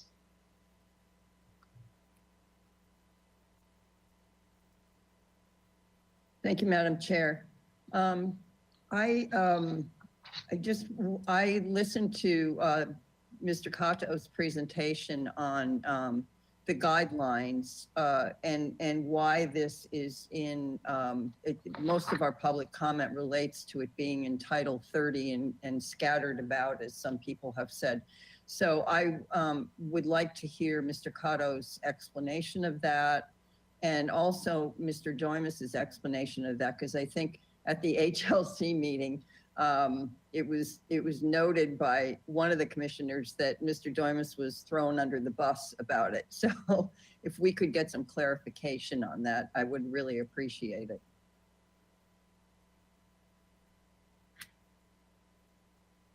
Who would you like to direct that to, Commissioner Wiscombe? I think both, there's Mr. Doimus. I can start first. Chair Schwartz, Yeah. Commissioner Wiscombe. It was more of a joke, but yes, in terms of the being thrown under the bus. I'll give a more simplistic kind of conclusatory kind of overview of why this was done. And, Mr. Cato kind of went into the more specifics, going down to the weeds. The historic ordinance itself has 4 natural breaks, 4 chapters. You have one on the landmark district, historic district, overlay zones. You have one on historic resources. You have one on the design review portion of it, and the Historic Landmark Commissions itself, its powers and what it reviews. And you have one on the zone amendments. So it has 4 natural breaks and chapters. So you wouldn't see one long continuous ordinance anyway. It would be divided into 4 separate chapters. With that, Title 30 similarly correlates in terms of having different divisions and different chapters. So there is a chapter on overlay zones. So that section is being placed to match up and put into that slot with Title 30. You have one in terms of administrative or citywide procedures or rules that apply citywide, where you would normally see something like the Historic Landmark Commission go into 1.5, in terms of 220. You also have a design review section. So that's why it was done and placed the way it was. It has the ordinance itself, the historic resource ordinance itself, has 4 different chapters and divisions to it. And what was that staff took Title 30 and correlated it and put it into the appropriate spots. And that was the essential reason why. I understand, the public's concern about, is it difficult to find? The one thing to keep in perspective, it is 4 chapters, and it could also have a reverse effect, right? If you're expecting to look at everything related to overlay zones, you would hope to find historic ordinance, resource ordinance portion of it in that appropriate section, right? So it could cause counter confusion in some ways too. So, you know, that's essentially the short kind of overall explanation of why it's done that way. I don't know if Mr. Cato wants to expand upon my point. Hi. Well, I mean, John said it in a very nice way, I guess. I would say that some of you, Commissioner Schwartz, Commissioner Higgins, Commissioner Lodge, Commissioner Wiscombe, you were with me back in the 2016, 2017 era, right? When we created this new ordinance. It was a big deal. I mean, I don't know if you remember this, but the city put out $600,000 to do a brand new zoning ordinance, right? And the reason that the city felt it was worthwhile is because we had the so-called 1957 Chevy, right? The ordinance that was put in place at that time, and it was outdated. It was hard to find things. We got lots of complaints about people could never find anything in there, right? They never knew where they were done. And so we went to great lengths and had a ton of public comments, public input on the new formatting, right? The whole purpose of that was to create a format for the zoning ordinance that makes it easy to find things and is well organized. And so I guess when we heard that the historic ordinance was going to come into Title 30, but I really put it out there hard, like my own I don't know, personal political capital, right, to get it put into the ordinance in a way that matches the overall structure of this ordinance that we spent so much time and money adopting, right? And so I get the comments, I really do, about if your sole or primary interest is historic preservation, yeah, this is kind of a drag because it's not all together in one place like it used to be in Title 22, right? Or it is Chapter 2222. That's if that's all you're looking at, then yeah, of course you want it in one place. But when you put it into a document that's got, you know, zone categories in one place and procedures in another place and definitions in another place, and then you want to put in this new ordinance where you gather things from all those places and then put it in one spot where no one really knows where to look, right? It goes counter to the whole project, right? So I was one of the primary movers and shakers about getting it moved into this format because it makes sense in the overall organization of the zoning ordinance. So what I told the commission when I was talking to them, and what you've heard from Nicole Hernandez, is that we can do this in other ways. So that if you're looking to find all the historic preservation information in a certain spot, you know, there's a lot of different places to do that. Nicole was saying that there's already 2 members of the HLC who are teed up to change the landmark, the guidelines so that they're all in that document. And that will be even, I mean, if you really want it in one place, that will be the ordinance language plus all the guidelines in one place. So that's really the place where you'd want to have one document and say, here, look at this, this is everything. And even if these 4 sections, chapters or whatever, were in one ordinance, you'd still have 2 documents because you'd have that ordinance and you'd have the guidelines. So, I mean, that to me, that's the best place to put it. I also said at the time, you know, we could have a handout or something like that, but we could also do a web page, right? So that's all in one spot. And we're going more and more away from printed documents, right? Especially during, I don't know, COVID. we're hardly doing anything with paper documents. It's all virtual documents, online documents. So there's all kinds of ways to do it. The ordinance language is still there. It still has the force of law. And because it is the law. So I would implore you to keep it the way it is, keep it the way that we've presented to you. It fits in better with the zoning ordinance, and there are alternative ways to give people who are interested a single package that will have it all. That's the end.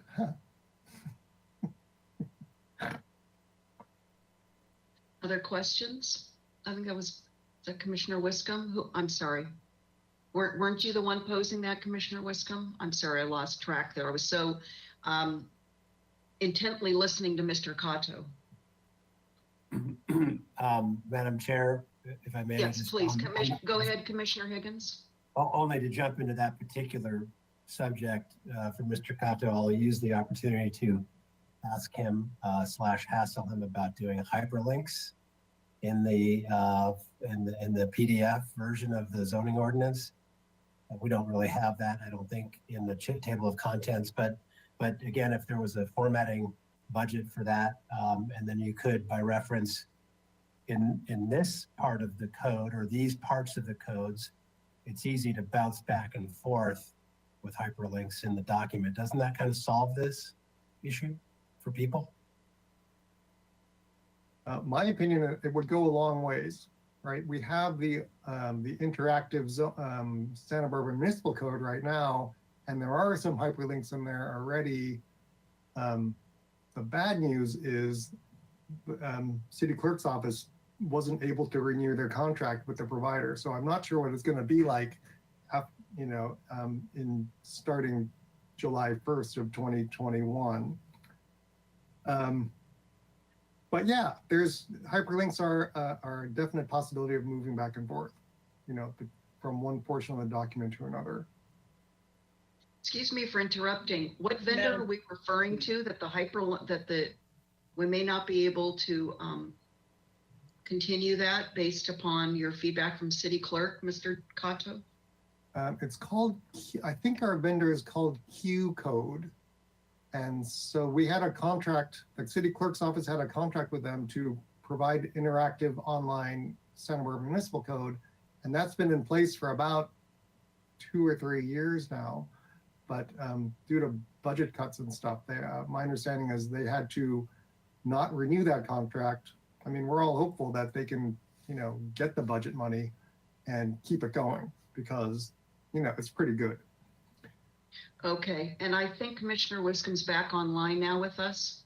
Is that right, Commissioner Wiscombe? Yeah. You went offline briefly. I'm sorry, I Okay. got booted off for some reason. No problem. Sorry. So I just want to mention, out of respect for Commissioner Higgins, who had picked up while you were offline, let's come back and then just hold on, Commissioner Higgins. We'll go to you next as well. Commissioner Wiscombe, back to you now. Okay, thank you for that explanation. I just wanted to follow up on that, Mr. Cato, because my understanding from the HLC meeting is that the city attorney's office made a decision to put this in Title 30. Did I hear that correctly at the HLC meeting on November 11th? Yes, that's correct. I can't speak to that. I wasn't in those conversations, so I don't know. But that was a matter of public record that Yes. Mr. Doimus said that was where the throw him under the bus comment came from. So, okay, thank you for that. I'd like to move on then from this to the guidelines that we're talking about. And perhaps Ms. Hernandez can come back on. So this is it just got booted off again. I can't believe this. I can hear you. Oh, we can still hear you.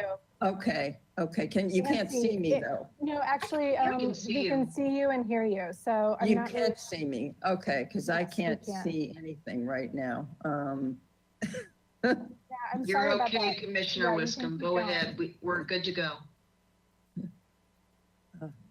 This is unbelievable. Okay, so with respect to the guidelines, this is a companion piece, and I wanted to know, what do you expect the time frame to be on these guidelines? Because this could be a very helpful tool, I think, for the public. Thank you, Madam Chair and Commissioner Wiscombe.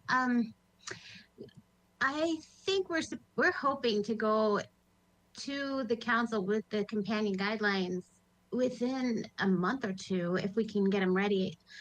They're really important to have as companion pieces, but we can't really have them in the same hearing because if there's a lot of changes to the amendments based on council direction, they won't match up. So we're really hoping to have them ready to go within a few weeks right after, so that because they're really critical for the commission and the public to understand a lot of the little nuances of the ordinance. So we've always planned on going right after it for years. I mean, we've had the historic resources guidelines drafted since 2014, expecting to go as a companion piece to this. So once we kind of get an ordinance, we were waiting really to start digging into those guidelines till after this hearing based on your recommendations so that we can start digging in, because I think we'll have something close to what will be adopted by council, we're hoping, and so that we can just go in and make minor amendments so that it'll be consistent with what we have and that we won't have too many changes to make based on council recommendations. And that way we can move quickly. That's our hope. Okay, thank you. Madam Chair, I'm going to try to reboot my computer. I don't know if you can see me, but I can't see anyone. See you. Go ahead, Commissioner Wiscombe. Go ahead and reboot. Take your time. We're going to come back. I'm going to come back to Commissioner Higgins. Yeah, I have more questions, but I'll get problem. to those when I do that. Thank you. No problem. We're flexible today. Commissioner Higgins, let's come back to you then for you to continue. No, Madam Chair, that's okay. I didn't mean to jump in. You can go in order, however people jumped on. Well, I can go last. If you have questions, let's go ahead and continue. Do you have any more questions at this time? Commissioner Higgins? Yeah, but I'd like to take some more time to organize my questions and thoughts. Very, very good. Okay, who would like to go next? Commissioner Reed, I think you put your webcam on next. Do you have questions for? Chair Schwartz, you can go to Commissioner Lodge. She put her hand up. Okay. Okay, very good. Commissioner Lodge, do you have some questions, please? Yes, thank you, Madam Chair. Mr. Cotto, I remember very well being on the committee working on the new zoning ordinance. My understanding of it was that, yes, it was going to be better organized, so it would be easier to find things. But I didn't realize that when, in this situation where you have all the ordinances relating to the Historic Landmarks Commission, that they would be spread out throughout, in 4 different sections of the of Title 30. I was wondering, what about the possibility, since that's the case, and since the issue for those who have been following the development of it, and I think it was 8 years ago that I started, back in 2012, that I started working on this thing in a subcommittee. There seems to be general happiness with the content, just how it is being provided to the public. How would it be if the whole Title 30 was indexed? Then you could go to the index, and any particular subject you were interested in, there would be the connections to that subject in one place. Chair Schwartz, Commissioner Lodge, I can't really speak to that myself. The city clerk's office is in charge of the municipal code, and they're in charge of things like indexing. I can tell you that in the previous printed version of the Santa Barbara Municipal Code, it did have an index. And and I don't know what the workload is involved with that, with the city clerks doing something like that. We can definitely pitch that to them, right? To put that in, because like I said, I'm not sure exactly what's happening with the online version, and they don't even know either, right? So if we go back to a PDF version, or even if we stay with the online version, if there can be an index, we can certainly follow up with that. I just can't guarantee that that will happen because that's not really in our control. Okay, well, I suggest that would be, seems to me would be an answer for this, for the historic resources ordinance amendments and all the other subjects that the zoning ordinance deals with. So I would hope that staff would look into this further, and it's probably a matter of getting money in the budget to do such a thing, because that's not an easy task to document, to index something like the zoning ordinance. Okay, thank you. Those were my only questions this time. Thank you, Commissioner Lodge. Now, as we go to questions beyond format and I'll call it placement, if you want to reference, if any of the commissioners want to reference specific language in our documents today, again, please slowly reference those so that Mr. Bolton can upload those for all of us to view and follow along with the questions and the answers. Back to you, Commissioner Wiscombe. Welcome back. Thank you, Madam Chair. Okay, I'm sorry, I did not hear I did not have the benefit of hearing either Commissioner Higgins' questions or Commissioner Lodge's questions. Were they related to the guidelines? I'll have Mr. Cato come back, please. I just wondered if they were related to the guidelines. If they are, I'm done talking about the guidelines. I wanted to. Yeah, move on to I more don't think specific. there's any. Did you want to summarize, Mr. Cato, or is that not necessary at this point? How do you feel about I can bringing just, us all current? sure, I'll just take a second. Commissioner Wiscombe, none of the, only Commissioner Lodge had a question while you were gone. And her question was, could there be an index to Title 30? And my response was, it's not, it's a city clerk's issue and we will bring it up with them, but we can't guarantee a result. Okay, thank you. Thank you very much for that. And I did appreciate Ms. Hernandez's answers about the timing of the guidelines. It sounds like they'll be available very shortly after the ordinance, if City Council passes the ordinance. That's my understanding from what I heard while my computer was jumping all around. Okay, I wanted to go on to Mr. Gorin had a question, and I actually didn't pick up the section. It was 30.157, but it was about the fact that most buildings are over 50 years old in the city. And I wondered, first of all, Ms. Hernandez, can you tell us exactly which section that is? Yes. I can go ahead and reference that. It's page 24 of 82 in our packet. This is Okay. item B, listing Right. historic resources on the inventory, 1A administrative listing. If we could put that up on the screen and expand it, Mr. Bolton, thank you. Great. Okay. Thank you, Madam Chair. Ms. Hernandez, if you could respond to Mr. Gorin's concern over that, I'm interested in, about almost everyone will have to go through this process. Right.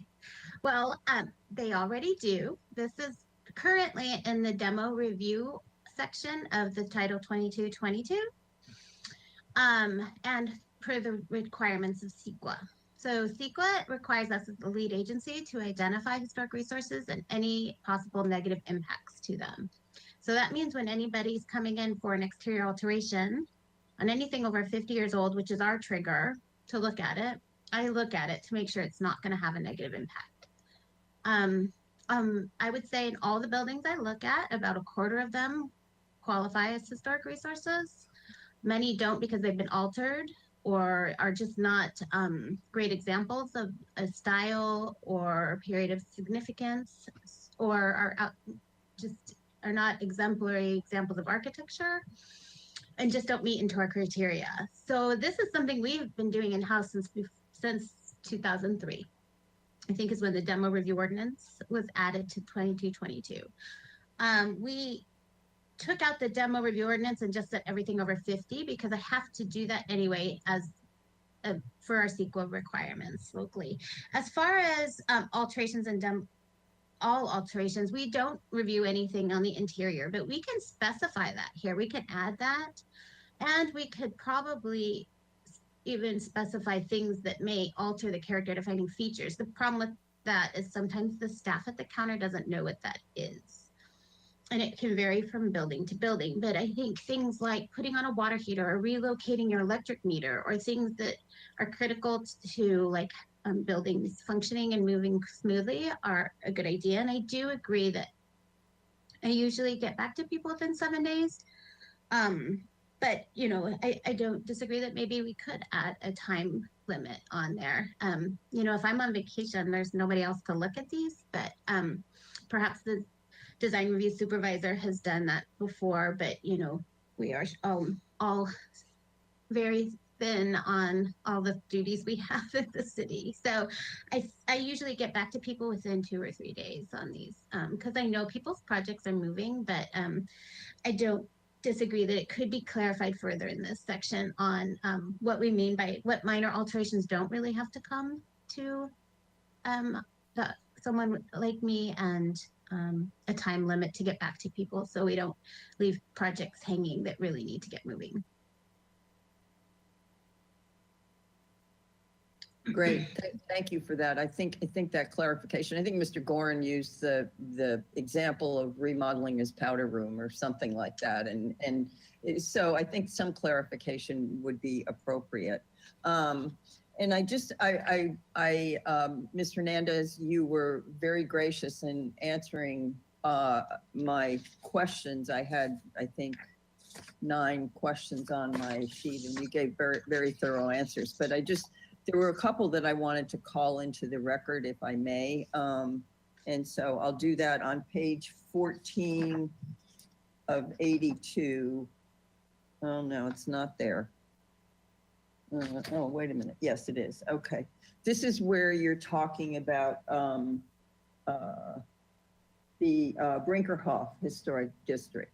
And my question to you was, you give examples, but you don't give examples of colonial revival and craftsmen. They're not listed below like the other ones are. And I'm wondering if these examples can be added just for public benefit when projects come forward. Can you add specific examples? Yes, Madam Chair and Commissioner Wiscombe. This was taken exactly pretty much from Title 2222 because this was adopted so long ago. I didn't really want to edit it because we just took it as it is.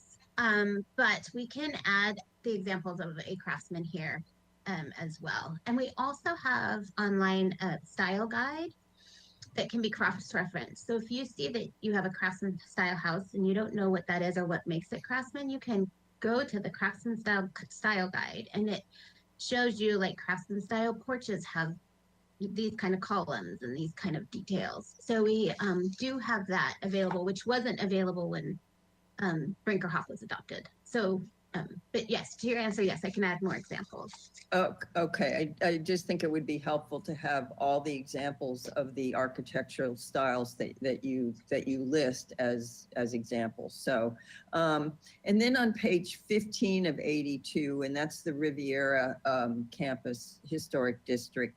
And this is really for consistency. I know your answer was that you pulled it as it was written in 2222, but could we not have here same description, APNs or boundaries, street boundaries or whatever, as described in the other historic districts and the EPV? Just for consistency's sake in the ordinance, so it's perfectly clear. I know you've got the maps, but you also have the written descriptions of other. So the description in area C or on item C you'd want more of a legal description. And I'd have to work with the city attorney on how to get that legal description of a district.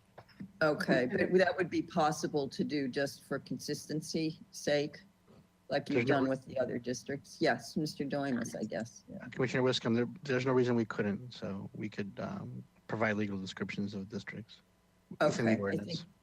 Yeah, I think the rest of them are pretty well covered. This one was just quite vague. It would So- just it would just have to match the map in the ordinance. Right, okay, thank you for that. And then, on page 23 of 82, just to correct the record here, this is under H, City Council Public Action.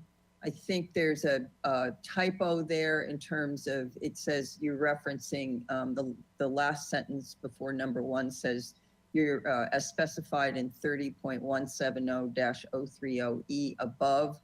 And I think, Ms. Hernandez, you corrected that, did you not? Yes, I appreciate you finding that, because it really is supposed to be referencing 30,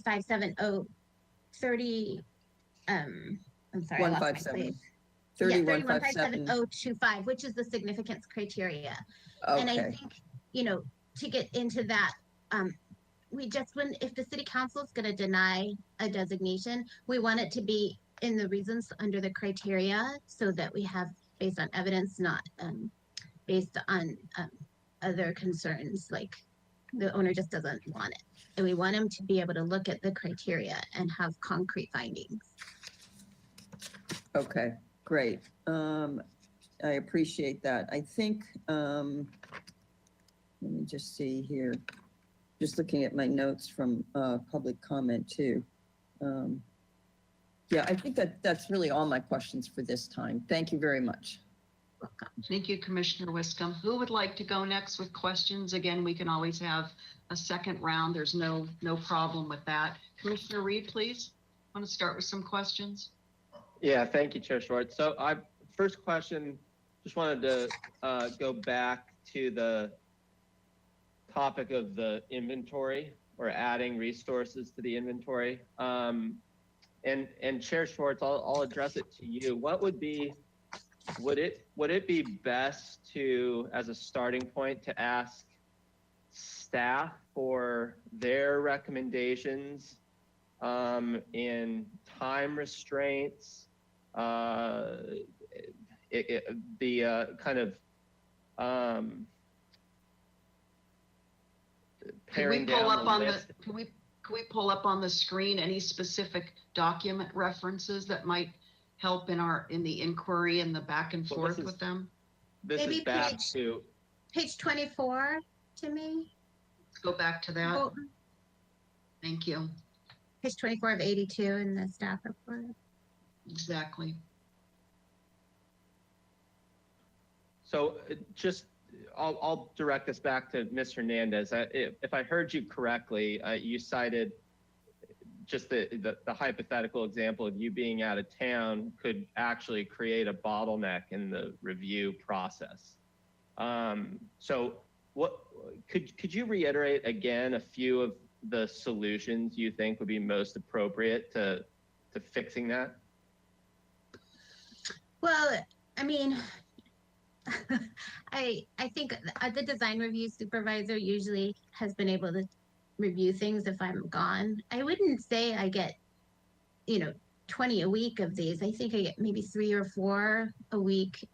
But still, we don't want to hold people's projects up. So if a few come in and they can't wait a few weeks, we could look into solutions. I think I'd need to review that with the design review supervisor before I went into details on what happens when. And if I may add, Chair Schwartz, Commissioner Reed, one thing is, again, the key is things that are being demolished or outside, or altered, especially these are dealing a lot of times with outside structures. The importance of this, we've been doing this since 2003, and again, it's, structures 50 years or older, though as time goes on, you'll probably see more structures that would meet this criteria, is a catch-all to make sure that we aren't doing any damage to historic resources. The importance, understand a timeline. You don't want to create a timeline if we don't respond within 6 or 7 days to be, de facto approval. We really don't contain such things in our ordinances, but we could come with in terms of suggestions of how to deal with processing these applications. Again, they're more minor in terms of the category, the subset of category of the work that's being, done in terms of demolition or significant exterior alterations. That's one important thing to keep in mind. Oh, and I could just follow up with that a little bit, Madam Chair and Commissioner Reed. CEQA does usually say with 30-day time limit to identify projects, and that's usually the CEQA guideline. So that's sort of what we've always used as our worst case scenario, but we try and get them done as quickly as possible. And Ms. Hernandez, is your review done concurrently with other departments' review, or is it more sequential? Usually they come to me as soon as possible so that they know if what direction it's going. So if it needs more HLC review, there's not really, they need to stop and have it go to the right direction. So usually I'm sort of the first stop. Like, if we know it's historic or not, that's how we know where it needs to go from here. Although preliminarily they've gone through some other reviews and talked to other departments like transportation or building and safety, but lots of times it's just figuring out if it's historic or not is the first question that's in a lot of applicants' minds, so they know how to plan appropriately.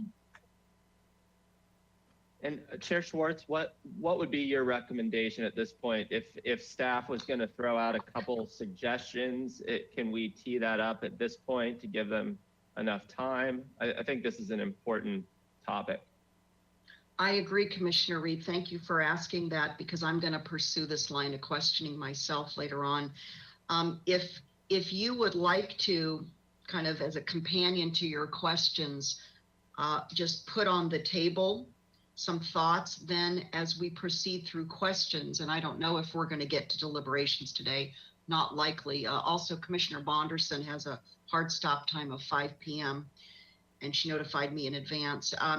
Why don't you tee those up, and then staff can begin to ponder those as we move through questions, such that when we do get to deliberations, whatever date that may be, then we can fold those back into comment deliberations, considerations. Okay. How does that sound? Great. Yeah. So I think I would just, as a starting point, defer to the public comment by Mr. Gorin. I think he suggested a tighter time limit from the 30 days to, he suggested 7 days for action. And then determining a list of permits that would qualify for review or be exempt. So this isn't as broad. There's more clarity and certainty in the process. If we could start there, I think that'd be great. Very good. I've made a note of that as well, Commissioner Reed. Was there anything else you wanted to tee up as a companion to your question, so staff can begin writing all that down? I don't think so. Okay. I think that's good for now. Okay. Any other questions at this time? Yeah, a couple more. So I'll reference page 42 in our packet. This is under the special HD zone requirements and procedures, application requirements. Yes. So in this section, it stated that part of the requirement was evidence of property owner support with a majority of 50%. And then I'll skip back a page. I don't think you need to go there, but it stated that 80% of properties must be deemed contributing. So there was an 80% contributing resource threshold as a requirement. And my question, I suppose, initially to Ms. Hernandez would be, why don't these two line up? In other words, if there's an 80% resource threshold, why not an 80% for property owner support as well. And Commissioner Reed, if I could just, as a point of reference for everybody, what we have on the screen right now is page 42 of 82 in our packet. It's not blown up yet, but we're talking about item A1, which is where the 50% of property owners is referenced. But then also Commissioner Reed is referencing the very next page, 43 of 82, and that is C1C, which references an 80% contributing resources threshold has been met, right, Mr. Reed, Commissioner Reed? Yes, and I think there's similar language to that on page 41, but it states the same thing. Yeah, so this is what Commissioner Reed is inquiring about for those of you who wanna, and for now, maybe we could, Mr. Bolton, just enlarge this page so at least everyone can read A1 on page 42 of 82. Thank you. Back to you all. Thank you, Madam Chair, Commissioner Reed. So when we were writing this, we did research up and down every community in California, really, on what they did for districts. The reason for the high percentage for contributing structures is because you really want it to have a sense of place so that it really is a distinguishable district. That's why we're putting an overlay zone on it. And if you have at least 80%, you're gonna feel like you're surrounded by something that is special and is all connected. The property owner consent is a different, they're pretty much, I always consider them very different. I think many communities up and down the coast don't require any property owner support at all, mostly because it should be based on evidence rather than owner support. Owners are going to change in and out over the years anyway. And we brought this question to the Historic Landmarks Commission on the hearing in May and asked them what they thought. And they felt that they think it would be most supportable if they had just over 50%. So that when it went through all the boards and commissions for approval, they could have at least more than 50%. I have designated districts in other communities that do have district laws, and I don't think you'll ever get a full 80% of everybody on board. There's a lot of contention when it comes to districts. There's always going to be somebody that doesn't want it. I think it really needs to go back to the criteria. What makes it special? And is this something we need to protect? And we have to focus on that. So I'm going to say this was based on HLC decision, this over 50%. And every community kind of adopts their own comfort zone on this. It's kind of the reality. It's a controversial thing to go in to do. So, absolutely. And Ms. Hernandez, from your research throughout California, were there communities that had a threshold above 50%, or was 50% the highest? I think there was one, and I think we have a chart, and I don't have it with me, but I think it's in San Diego that requires a higher percentage. I think it might be 60%. Okay. Yes, it does vary just based on community. Okay. And I noticed on this page, it does say a majority constitutes over 50%. But then on page 78 of our packet, the I believe this was the minutes for maybe the third HLC review. It stated that the commission supports the requirement of 80% of contributing resources and 51% of property owners participating. Has that change been made? Well, anything over 50% is 51% or more. Yeah. Maybe Mr. Doremus can explain that a little further. I know that I worked with the city attorney's office, and they thought just saying over 50% would capture the 50%. I think you're right. I think you're right. Yeah. Yeah. Okay. Just piggybacking off of this subject, I had a question about the scope of PC review for these special HD zone requirements. And I didn't see, I saw mention on, I believe, page 43 of our packet about Planning Commission certifying or confirming the 80% of contributing resources, but I didn't see any language about Planning Commission confirming the 50% or higher of property owner support. Is that also something that Planning Commission would review and confirm? Maybe Mr. Doimus can chime in on this here. I think we would have that confirmed at the HLC level. I don't think it would be put on an agenda unless we had that, if that's what it requires in the ordinance. And then we would reiterate that at each hearing. I think staff would confirm that for you all before you even ever saw it. That is correct. Okay. And Mr. Doimus, how is that process handled? In terms of the actual process, would be finding out the registered owners, notifying them, and in a way, getting their support. We haven't even, one issue we haven't even discussed is how we get approval in terms of what form it would take. It would be basically a form allowing them to check if they support that or not. Notice would be provided, the form would be provided, and we would calculate the numbers on that district that's being proposed, that area. Okay, but the process is still kind of to be determined. The actual process in terms of how staff wants to, gather up some support is in the works.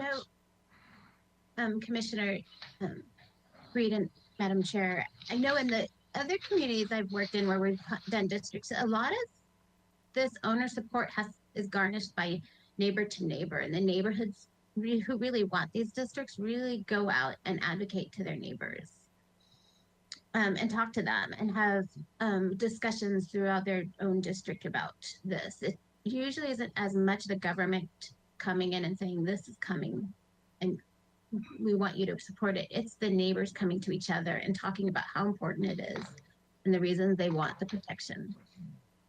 And I think garnering that support, that neighbor support, is going to be critical in any district adoption. And to that point, you would see Commissioner Reed petitions with signatures. We can confirm that kind of. Okay. That would satisfy. Yeah, that would be my major concern, is that an informal process driven by the community versus a formal legal process that can be certified at a decision-making level. So I think Mr. Doimus confirmed that. Yes, it would be more petition, how we would confirm, like in terms of the ownership, that would be staff to do in terms of the registered county role, property role, but it would be petition usually. Okay, great. Thank you. And I think my last question is really on the topic of the buffer areas. And if we could reference page 42 of the packet.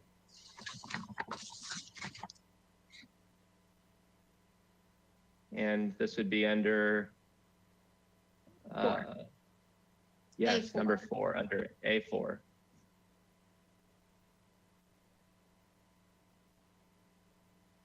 And so I just love a little bit more description of the buffer areas. It's something that's kind of new to me. And it states here that it's the purpose of the buffer area is to notify property owners, design review boards, etc.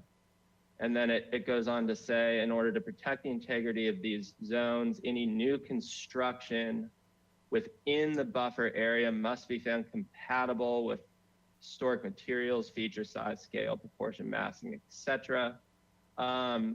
So since we're weighing this against the general plan, for example, one high priority of the plan is housing. Could you talk a little bit about the buffer area, and frankly, new districts as well, and how those may relate to and/or conflict with priorities of the general plan, for instance, housing, and just give us a better understanding of these buffer areas and their complexities, because everything just seems very broad, and I'm not sure the implications. Yes, Madam Chair and Commissioner Reed. The historic resources element really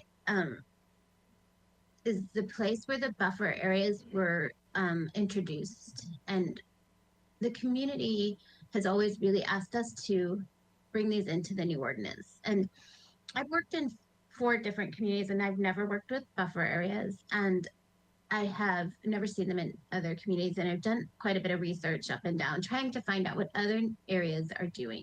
So I want to say that we are pretty cutting edge in adding these areas. However, knowing exactly how big they should be would be based on area. Like some historic districts might not need as much of a buffer as others. I think this is something we're going to have to create around a district as they're created. But they're really going to be, and we talked about this a lot at HLC, in order to notify people, like you are near historic resources, and as per the compatibility analysis that all the boards have to do and every project has to go through, you're going to need to be compatible to that district. So whether you're building an apartment building for 20 people a block away from the district, you can still have it relate to some of the cues of the district. So I think that way when the board comes to see it, they know that what we're looking for in this compatibility analysis, which is one of the criteria, is that it has to be compatible with surrounding resources. And letting everybody know that those resources are there is the real purpose. We want the architects to know at the beginning when they're planning things that this is there, and when they need to take that into account in their plans. And when it says the materials, feature, size, scale, and proportion, that's what they evaluate in the design review boards. So it's really something they already have to go through, but this way they're getting notice of it as early as we can, so that everybody knows what they're having to be compatible to. We already have buffer areas sort of surrounding individual resources.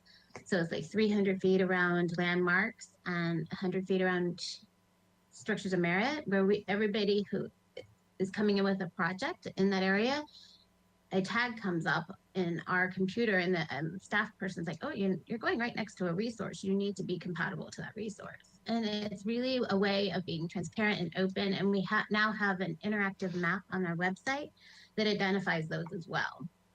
We're trying to let people know as soon as possible in the process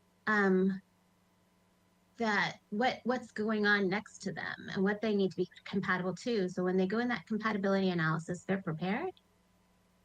And Renee, did you have some follow-up on that? Madam Chair and Commissioner Reed, Ms. Hernandez did a great job. I popped on and she ended up saying most of what I was going to add, but I just want to clarify, when we use the word notify here, it's not as though it's a mailed notice. It's exactly what Ms. Hernandez said. It's right now it's a map, an interactive map on our website that we have these mapped areas around structures of merits and landmarks. And so then when a historic district is mapped, it also would have some distance of a buffer, and that's how we notify people. And then there's a special note that comes up when someone's working with a parcel that's adjacent to or within one of these buffer areas. It's just to notify them, give them a heads up that when they have a project going through the design review process, one of the findings that ABR, HLC, and SFDB already have to make is, if this is adjacent to a significant resource, then it needs to be sensitive to it. So this is already happening. This is just another way to make sure people get, full disclosure of what's surrounding their property when they're looking to develop it. Okay. And Ms. Brooke, I think this will be my last question. In terms of, in the context of, say, our housing element, down zoning, or even, I think it was on page 5 of the staff report, the City of Santa Barbara Environmental Review Ordinance that identifies adoption or amendment of land use or development ordinances, regulations, standards, or guidelines that substantially maintain existing land use intensity or density. When we're talking about potential new districts and the buffer zones associated, could that come into conflict in your opinion?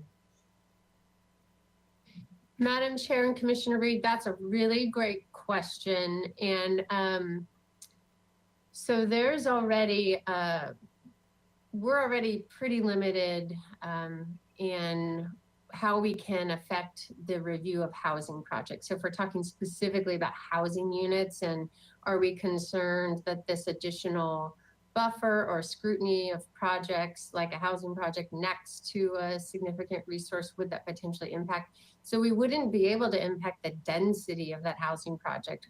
What we need to do, which is what we do now, is, you know, how else can you modify this project to make it compatible with the adjacent resource? It might mean modifying the architecture or the mass bulk and scale or the size of the units, but we can't affect the density unless it has a health and safety impact.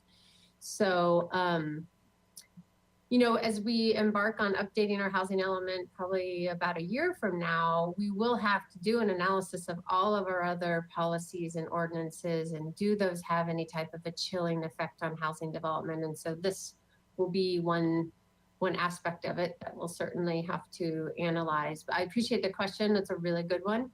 Let me know if there's more along those lines. Okay, thank you, Ms. Brooke. Thank you, Ms. Hernandez. And let me just take a quick peek at my notes here. I think that's it for now. Thank you, Chair Schwartz. Thank you, Commissioner Reed. Who would like to go next with some questions? Commissioner Escobedo, and by the way, staff reminded me that in the question period, if you've already finished asking your questions, you do not need to keep your webcam on if you so choose. So you can give yourself a break and turn them off unless you still have more questions. Up to you, Commissioner Escobedo. Thank you, Madam Chair.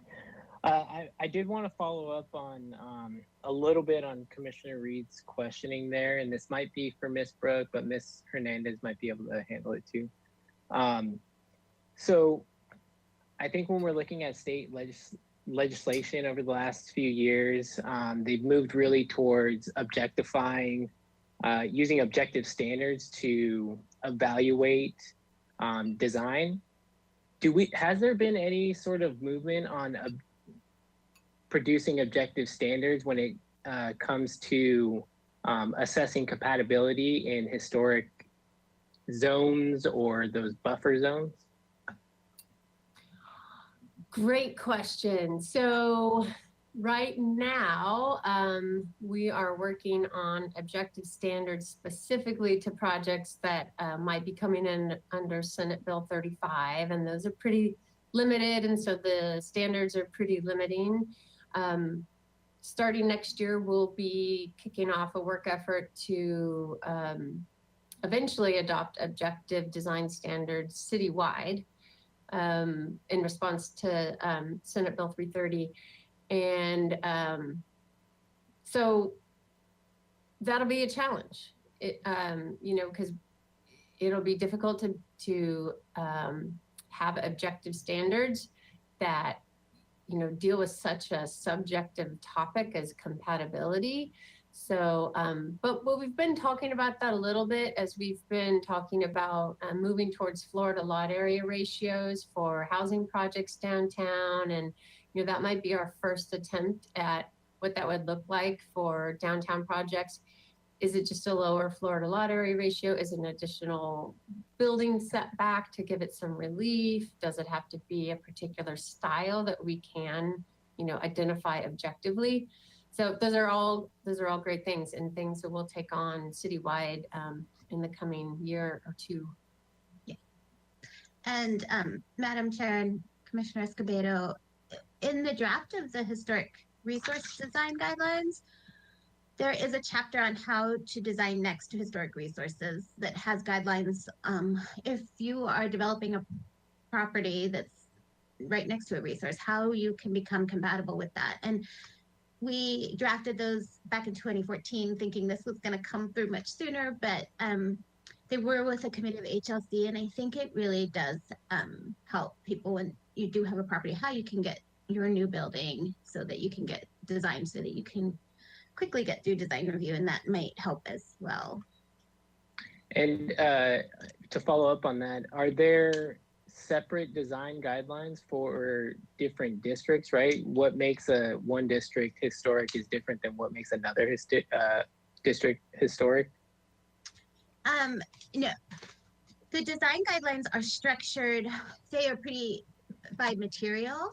So it goes through wood signing by material. And this is how it's done pretty much nationwide and at the Secretary of the Interior. So we look at how you're going to go into how you're going to address each material. And the styles, we added a separate style guide. So if you need to be compatible with a craftsman, you can go to that style guide. Lots of our districts are mixed styles, especially in Santa Barbara. So, I mean, El Pueblo Viejo in general is, you know, Spanish colonial revival with some Italian Mediterranean. But then the Bungle Haven has a lot of craftsmen, but it also has Spanish colonial revival bungalows. So the design guidelines are more specific to each feature, and then you can go to the style guide to figure which one you need. And this is a national practice, and it really works very well rather than having to be redundant district by district by district. Okay, thank you. And let me see. So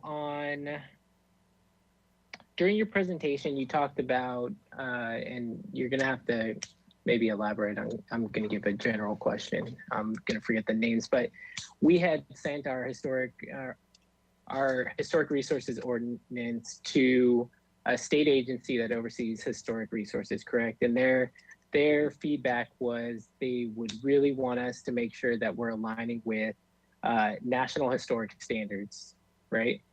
And my question to you is, how often do these standards change, and is the expectation that as they change, we're also amending our ordinance to be in line with those national standards? So I have not seen the criteria for the National Register change since the mid-90s when I was in graduate school. So I don't think they change very often. They're used across the country by almost every community. So they really do try and be consistent. They did just redo the Secretary of Interior's guidelines, but all the same language, all the standards remained the same, and the guidelines just were more great detailed examples of how to use them and how to apply them. So I think the overall policies coming from the Secretary of Interior have not changed. I don't think they will. Okay, that's great. Thank you. And then another question, and this might be for Mr. Doimus, but it was on slide 22, and you were, Ms. Hernandez, you were discussing changing, I believe the HLC, yeah, right here, changing from considerations to findings. And I'm wondering what the implications of that are, and if I maybe missed it, are we just changing a name only and it's really just the same thing, or if there's a different threshold that exists in order for you to make a finding versus a consideration? Thank you, Madam Chair and Commissioner Escobedo. I'm going to let John take this one. This is Madam Chair, Commissioner Escobedo, it's a good. You raise a good point. It's a kind of almost a change in name only, but it's also more secure in terms of at least when it goes to a review body to the next level, if it's appealed or anything else approved, that actually findings are made versus considerations.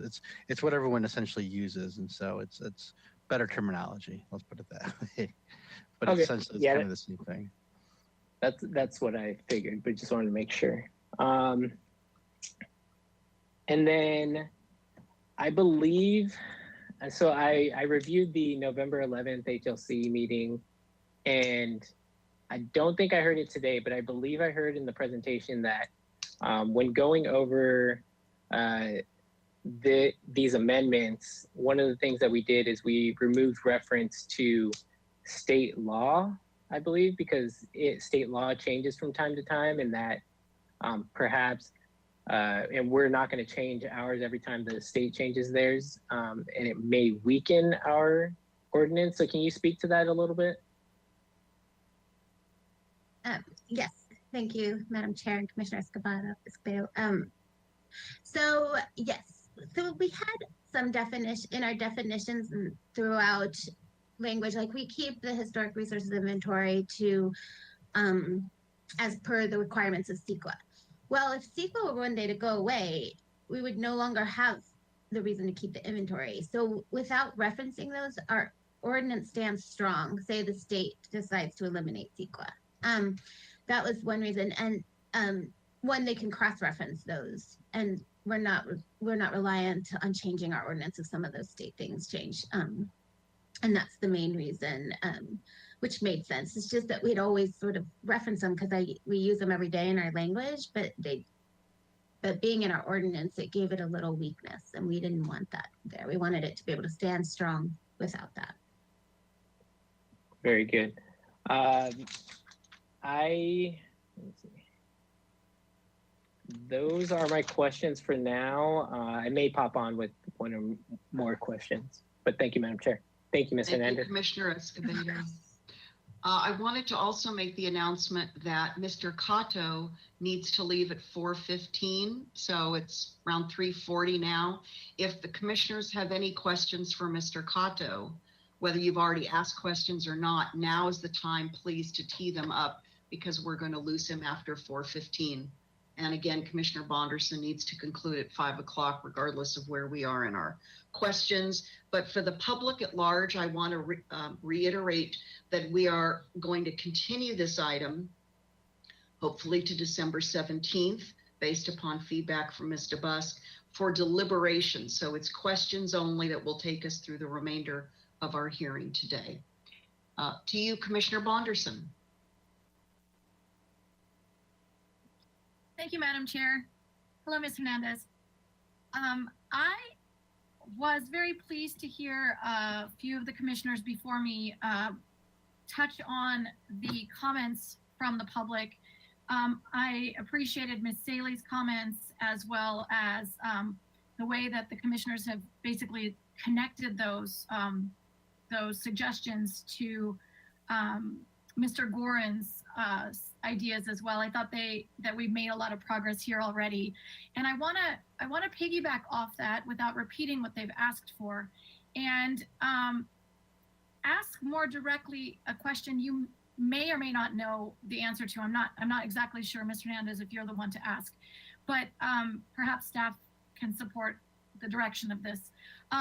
Since we are making recommendations as a commission to City Council, I was curious to know if there's any way that we could use this opportunity to ask City Council for an expanded budget for the software that you require. Is that something that we can include as a need to be able to successfully execute this effort? I think that might be a question for Ms. Brooke. I don't know the answer to that, actually. Madam Chair and Commissioner Bonderson, I'm not sure. I might not have been plugged in when you were talking about software needing to carry out this effort. So sorry, would you mind elaborating? Of course. Earlier, we heard that the software that is currently being used or was being used up to a recent time in order to provide hyperlinks and really organize the layout online and so on has been discontinued, or that there's an issue with continuing forward with them. Is there anything that we can do as part of this effort to support the needs that you have to not only continue with the software that supports you, but perhaps improve the conditions that we have here to support the public's efforts to use the municipal code? Right. Thank you. Okay, I was listening to that. So thank you. Yes, the software that the city clerk uses to have hyperlinks in our code, and it's searchable. it's really great. So there's also a big push by staff to want to retain that too. So I think if you want to add at some point when you're ready to make a motion, sort of another voice of support for it, that's fine. This wouldn't go to city council with a budgetary request on its own like that, but as other departments also rely on that municipal code too, we're not the only one. I think that's something we'd be taking up with the city clerk's office, and maybe we can find money once we just have a time to regroup and talk about what we can fund ongoing.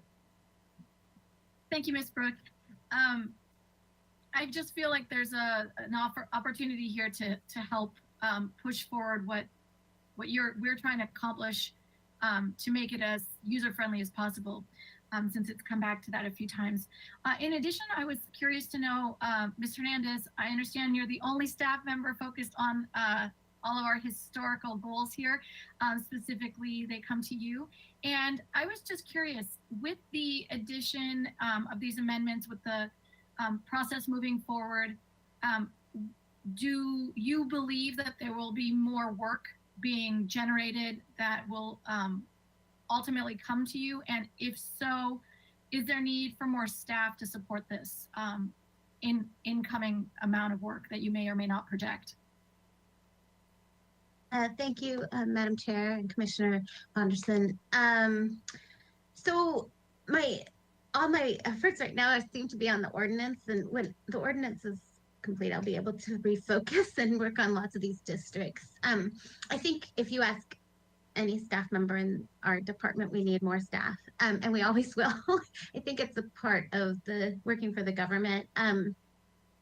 One of the recent developments we've had is we've become a certified local government that's under the State Historic Preservation Office, and they do have grant money filtered through by the Section 106 of the federal government has to disperse money to us, and we're going to now be able to access grants through that may help us hire consultants to do additional survey work that could actually help identify buildings in advance instead of them just coming through me or just me surveying them. I often work with interns with UCSB that as well, but we try to manage it. I don't think I will be too overwhelmed, but I could always use more, and we could do more. But I don't think you'll talk to anybody in our department that say we could do so much more with so much more staff. I certainly understand, and it's not a reflection of you or anyone in particular. I was just asking simply to understand how, as a commission, we might be able to support this effort beyond just words on paper. Many different things have come up today that I've heard, and this was one of the issues. I'm hoping that there may be an opportunity for us to support you further with our recommendation to council. My last question at the moment is going back to the discussion that Mr. Gorin brought up, and that you've already responded to this from multiple different angles. But I was curious to know, when one of the things he spoke about was if a property does come to review, and regardless of what the review might, the outcome of that review will lead us to, is there a system in place, or shall we be more clear about implementing a system that will record that screening, so that if that property is sold or a new project comes in, the process does not have to start all over again? Yes, Madam Chair and Commissioner Bonderson, we do record the determination. So if it's determined, like this building, although built in 1923, has been completely altered in the 1970s and does not convey its original appearance, I make a note, and it is a parcel tag. So it shows up no matter what project. It's not project specific. And if I look at a specific project, I put another tag on that project that says, this project does not have a negative impact on the resource, because they're changing out shingles with compatible shingles. So we do have that so that other staff know, so I don't have to look at it every time it comes through. And that is in place. I'm glad it's in place. It should be there to help reduce your amount of work, of course, and the correspondence between the departments or the different planners, so you're not repeating each other's work. Is there by any chance an overlap in your software? And again, I'm not sure how the software works, so this question might be way out of line, but is there any connection between how you input information in your database and how it lines up with mapping, or is mapping another separate step? So this is going to be a big help with the inventory, because right now it's so difficult to get buildings on the inventory. If I can administratively add them to the inventory, we have a database set up, and I can just put a link in there, and I send it to GIS, and he updates the map. So it'll show, our map now shows everything on the potentials list, but lots of projects come in that are so minor.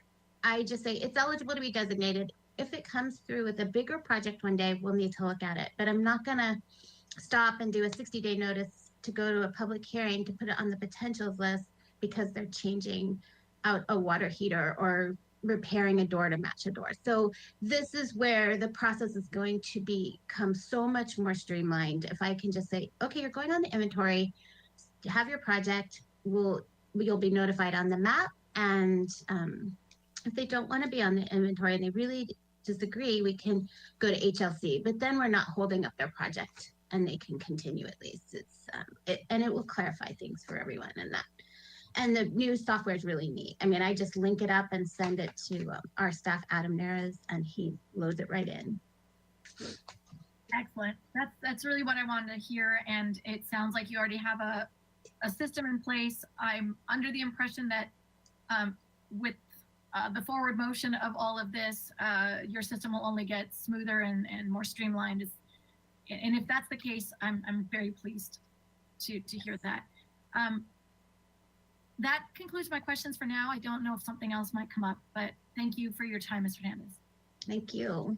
Thank you. Commissioner Higgins, please. Thank you, Madam Chair. So, Mr. Hernandez, page 22.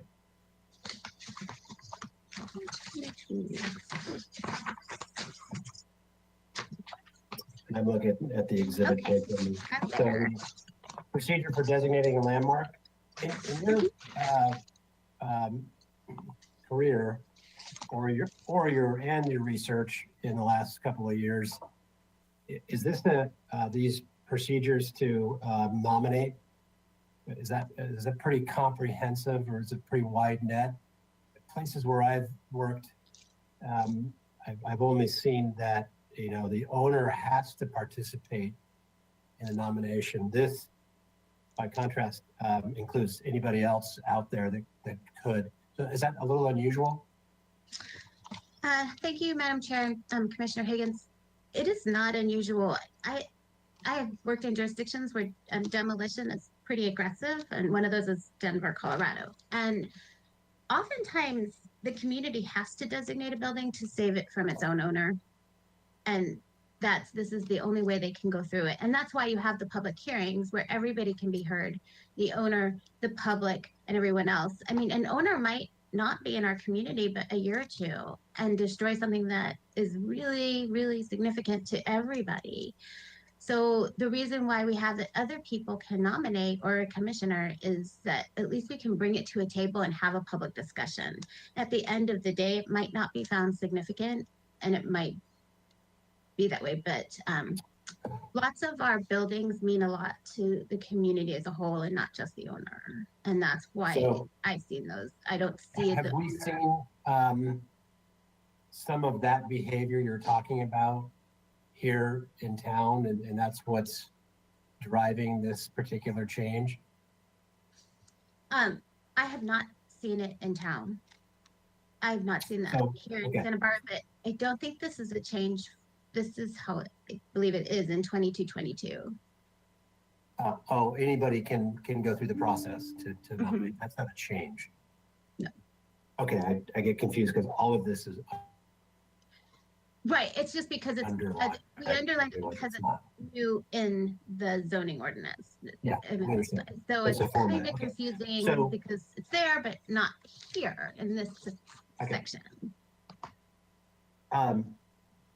In terms of the appeals to an approval or a denial, I realize ordinarily any appeal of a design review board decision goes to the city council and it effectively skips over the planning commission.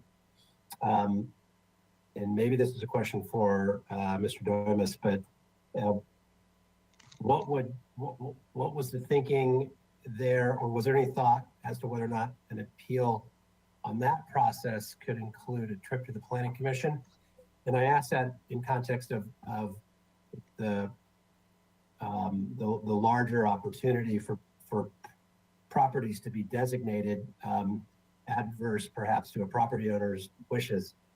So is there a better I guess ripening of the legal process to challenge something in court if the appeals process skips the planning commission? Maybe a mouthful of question, but you know what I'm getting at? Mr. Domus, can you address? Sure. He's gonna say we don't need it. But I want to make sure we decided we didn't want it.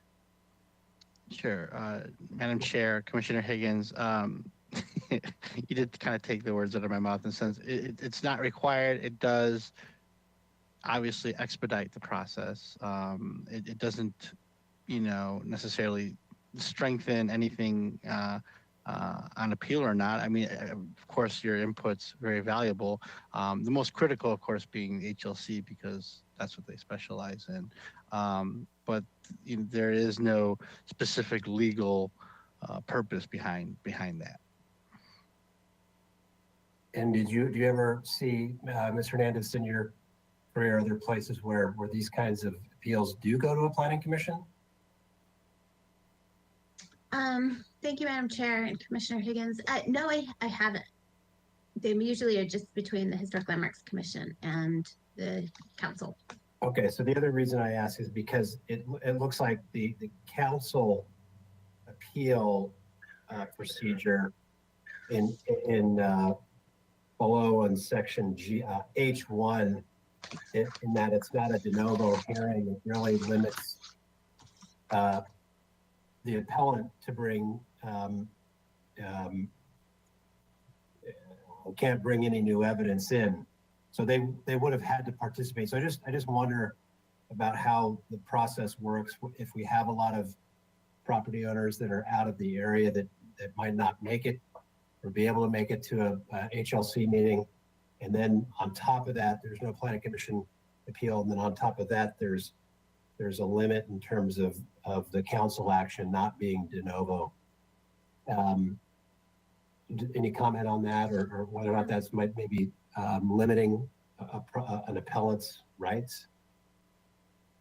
Thank you, Madam Chair and Commissioner Higgins. Mr. Domus can expand on this, but we do long noticing, we will notice the owner. And as we've seen since COVID-19, we know that people from other places can participate, and I do believe we give fair opportunity for everyone to be at that Historic Landmarks Commission hearing, especially owners. They will definitely be notified. So I don't think we're limiting their rights, but I will let Commissioner Domus expand because that's much more of his expertise. Congratulations, Commissioner Domus. You have a promotion. Great, that's good. Good afternoon, Madam Chair, Commissioner Higgins. The owner's participation is very critical. Obviously, we would want them to be part of it. They would be given notice and make that date.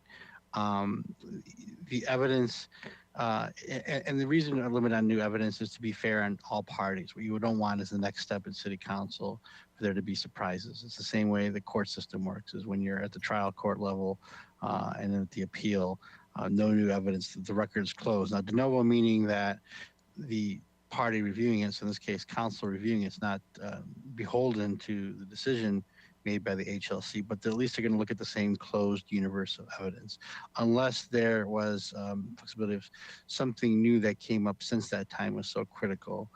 We wouldn't handcuff the decision-making body on that. So the key would be working with the property owner, because I'm sure even when we get to the council level, they would want the property owners who's being most affected input on that. So that could always be a scheduling issue. Thank you. So to the buffer area in 30, I don't know, page 42 again. If a group of applicants, you know, are going to come forward with a new district, part of the district, and this is just my question, I can't tell what's happening here. You've got a property area that constitutes the district, and then on top of that, you have a buffer area, correct? Isn't the language in the buffer area effectively the same, or doesn't it, isn't it really the same set of rules as the district? If the purpose of the buffer area is to notify property owners, et cetera, that any new construction must be found compatible. I mean, it's the same, it's not only the district, but it's the buffer is basically in the district, isn't it? Thank you, Madam Chair and Commissioner Higgins. No, it's like when you're inside a district, the whole district's going to be under HLC under these parameters. So if there's a building, so hypothetically, let's say around the Bungalow Haven, which is one of the potential districts that we have that would like to become a district.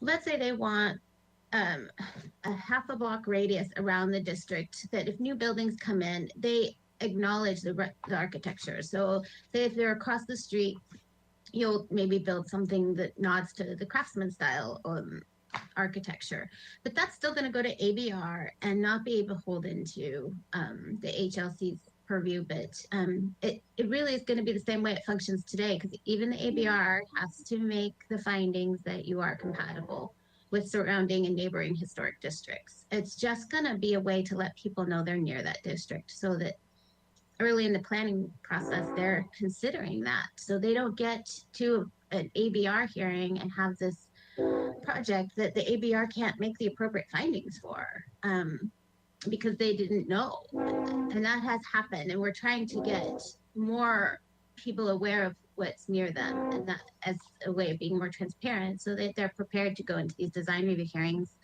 with the hope that they'll have be able to be more expedited because they're prepared and understand what they were reviewing.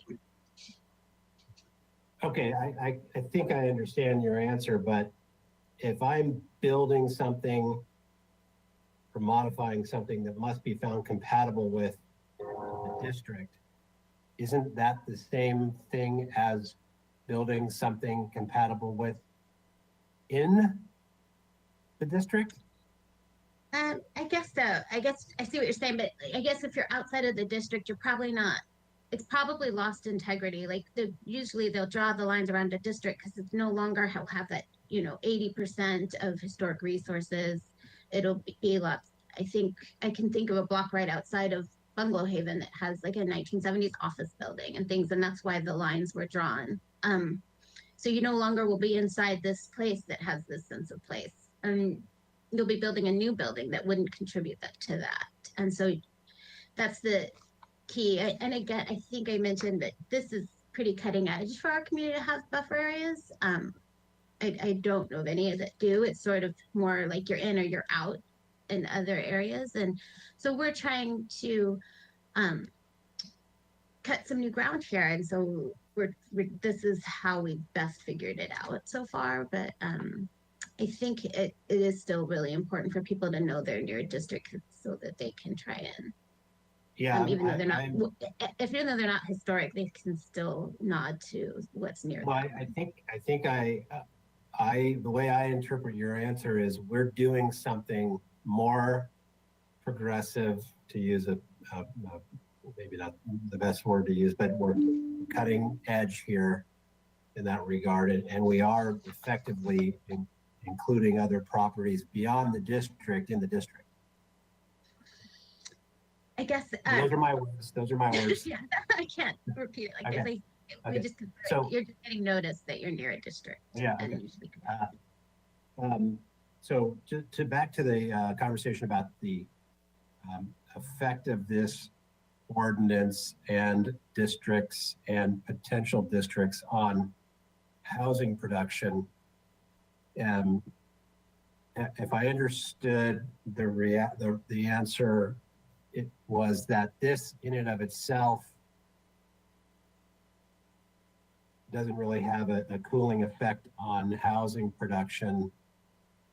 And if you could elaborate on that, I'd appreciate it with this context. If there are new districts that are stepping forward and that do make it through this process, I can't imagine how that doesn't preclude the opportunity for new housing development in that district, because you no longer have the threshold for demolition is much higher, correct? Thank you, Madam Chair and Commissioner Higgins. So, to begin with, I always think historic buildings have always promoted more housing. Rehabbing historic buildings for housing is one of the most amazing tools we've used. It revitalized downtowns all throughout the country because people reused commercial buildings. And with the new AUD ordinance, I think we're going to get to see a lot more of that happen in our own downtown. That's going to really bring a lot more people down. As far as a district, I mean, right now, if you want to tear down a historic building to put a new building, you're going to have to go through CEQA EIR as a negative impact, whether it's for a structure of merit. So it's meant to, like, we really need to protect some things that are special. If that's not historic and you want to demolish it and you're going near it, you're not going to be prohibited from density. It's just going to need some design efforts to be a special building. And I think it really only makes greater communities. I think lots of existing housing is housing that people, that is affordable housing, and the new housing that goes in the places that we have space for it, which there is a lot of buildings that are not historic. It can go right there. And if you're in a district and there's a non-contributing building and you tear it down and build a new building, you're going to be able to put the density that's allowed by the density laws and design something appropriate. So I think it's a good way to add housing and also create a livable community so that we all can be here together. It satisfies both priorities, and I consider them really complementary into making a really healthy community. So let me ask maybe a question of Ms. DeBusk, or if Ms. Brooke is still on, about how this would work in the future. The project, there might be a project for a new district that comes through this city's procedures to the commission, and that review, will that review of that district contemplate an effect on housing production as a result of the district, as to whether or not that district's boundary or buffer will have a chilling effect on housing production? Madam Chair and Commissioner Higgins, let me see if this gets at what you're asking about. And I appreciate this line of questioning. It's really important for our community to balance so much of what we value. So the way that this is drafted is that the historic district would be an overlay zone. That's partially why this part of the ordinance is in Title 30. That's where our other overlay zones go. So it would require an amendment to the zoning map that would go to the Planning Commission. You would need to make general plan findings. So, ultimately that's where you would wrestle with this, and that's where a city council would wrestle with this. But I think Ms. Hernandez gave a great explanation for how you can have both. You can have, and maintain and produce new housing units and preserve historic special resources in the community too. So Does that get at what you're, Well, or I if think, not, maybe I'll save it for comments, but philosophically, I want to have both, but I know that CEQA lawyers also prevent us from having everything we want because they'll sue on a CEQA impact and they'll have more traction, if there's a direct effect on a district. So are we going to look at those issues, not solve them here today, but when a district comes forward, are we going to, as a planning commission, will we, part of our, I guess I'm answering my own question and maybe stating the obvious, but we'll be looking for potential general plan policy conflicts as it relates to housing production as one of our highest priority policies in our general plan. And, if we'll be able to weigh that district next to those general plan policies at that time, correct? correct. And then, so that was answering the question about what do you consider when you're forming the district and the boundaries of the district? And then remember that when a housing project, a multifamily housing project is before a discretionary body, that project cannot be denied unless it presents health or safety impacts. So it's pretty limiting there too. I appreciate your concern though, litigation being what it is, but we also, our hands are really tied too and on what factors we can deny or, decrease the density of housing projects too. Yeah.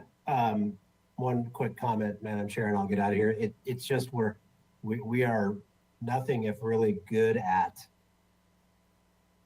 a silo.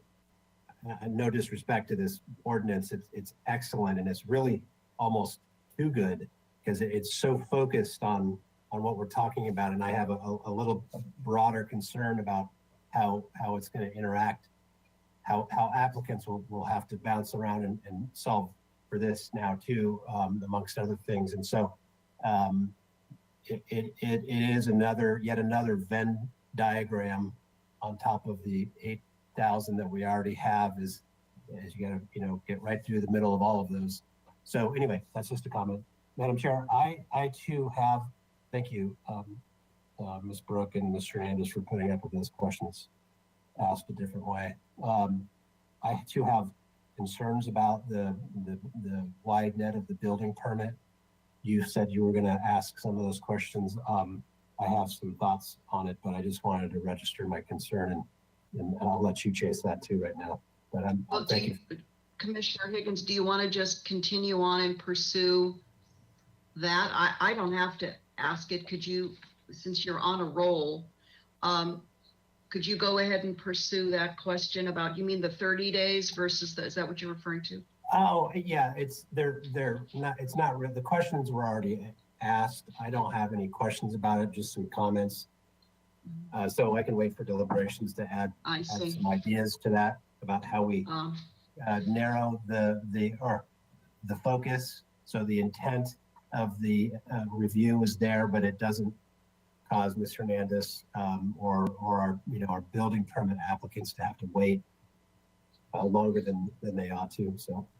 Okay, and could you, is there, you want to reference some particular language that would be helpful for my inquiry and then when we get to deliberations pertaining to that very subject? Sure. So, it's already been mentioned, interior improvements, electrical, plumbing, I think re-roofs. And I guess where I'm going here is we ought to create a list of things that don't cause the review for good disclosure to the public and for staff.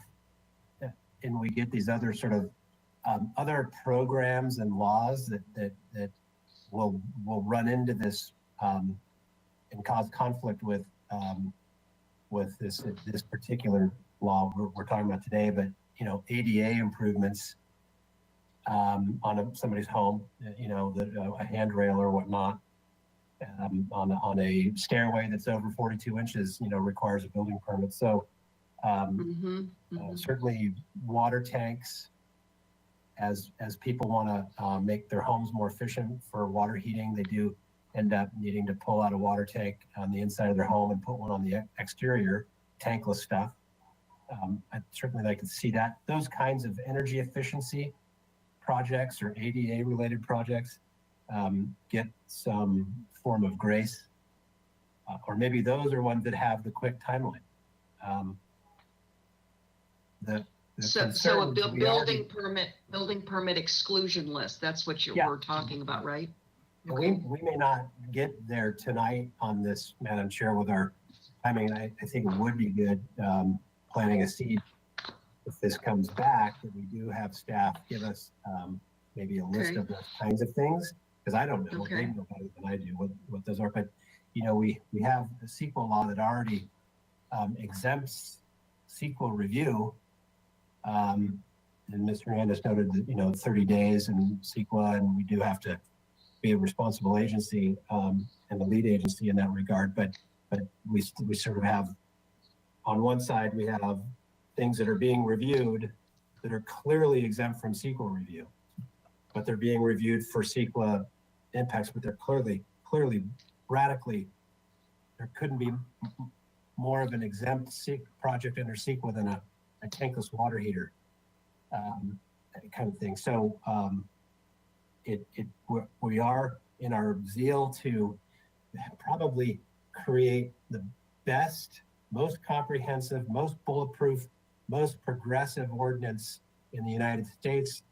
I'll congratulate you, Mr. Hernandez. This is, and putting it all together or bifurcating it doesn't really matter to me on the formatting, but this is really excellent. But we're doing such a good job that it kind of runs into some other things out there. I just want to be careful of. So those are my comments on that, Madam Chair. Okay, thank you, Commissioner Higgins. Ms. Hernandez, and perhaps I've overlooked something in our packet. Could you tell me the percentage of the buildings in our city that are 50 plus years old, 50 or plus years older? I don't have that readily on hand. I know that actually Mr. Bolton and Mr. Lamone, when he was here, did do a building by age map. So you could see the buildings by age, and we could probably get that for you, but I don't have it on hand. Okay. I'm very interested in that. In fact, I'll just tee this up with you due to the hour. It's now, almost 4:20. To me, that's actually a critical data set before deciding what policies to change and what the impacts or implications of those policies are. Because I'm thinking back to a figure that I believe Ms. Brooke gave us when we were conducting our new zoning ordinance work.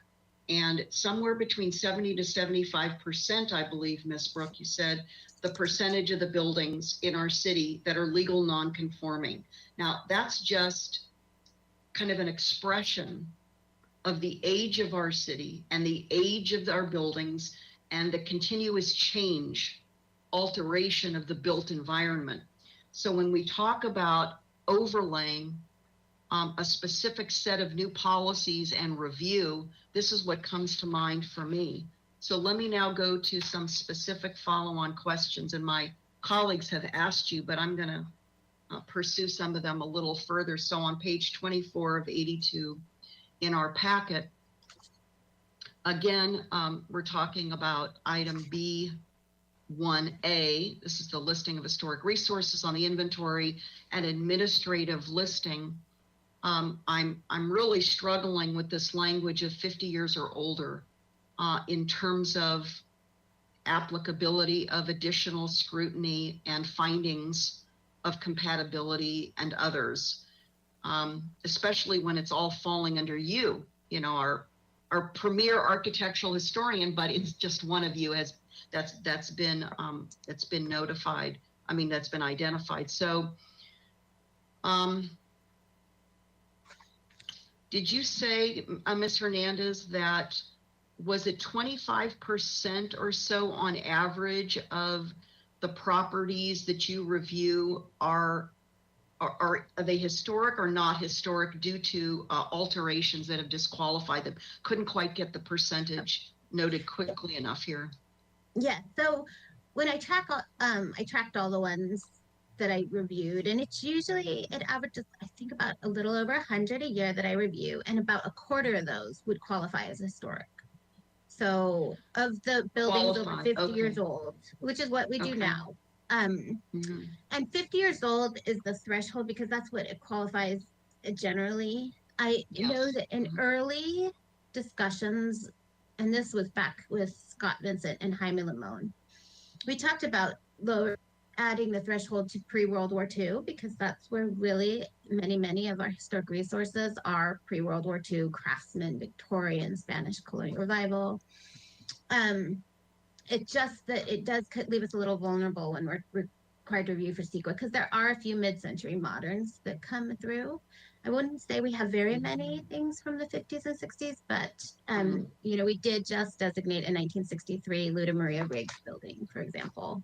I would say we have a handful, but not a lot, but a few. And if one of them didn't get reviewed and was demolished, I think that is the concern of the HLC, and that's and the State Historic Preservation Office for that matter. And I think we all have across the country that 50-year threshold is pretty standard because that's the standard to be listed on the National Register.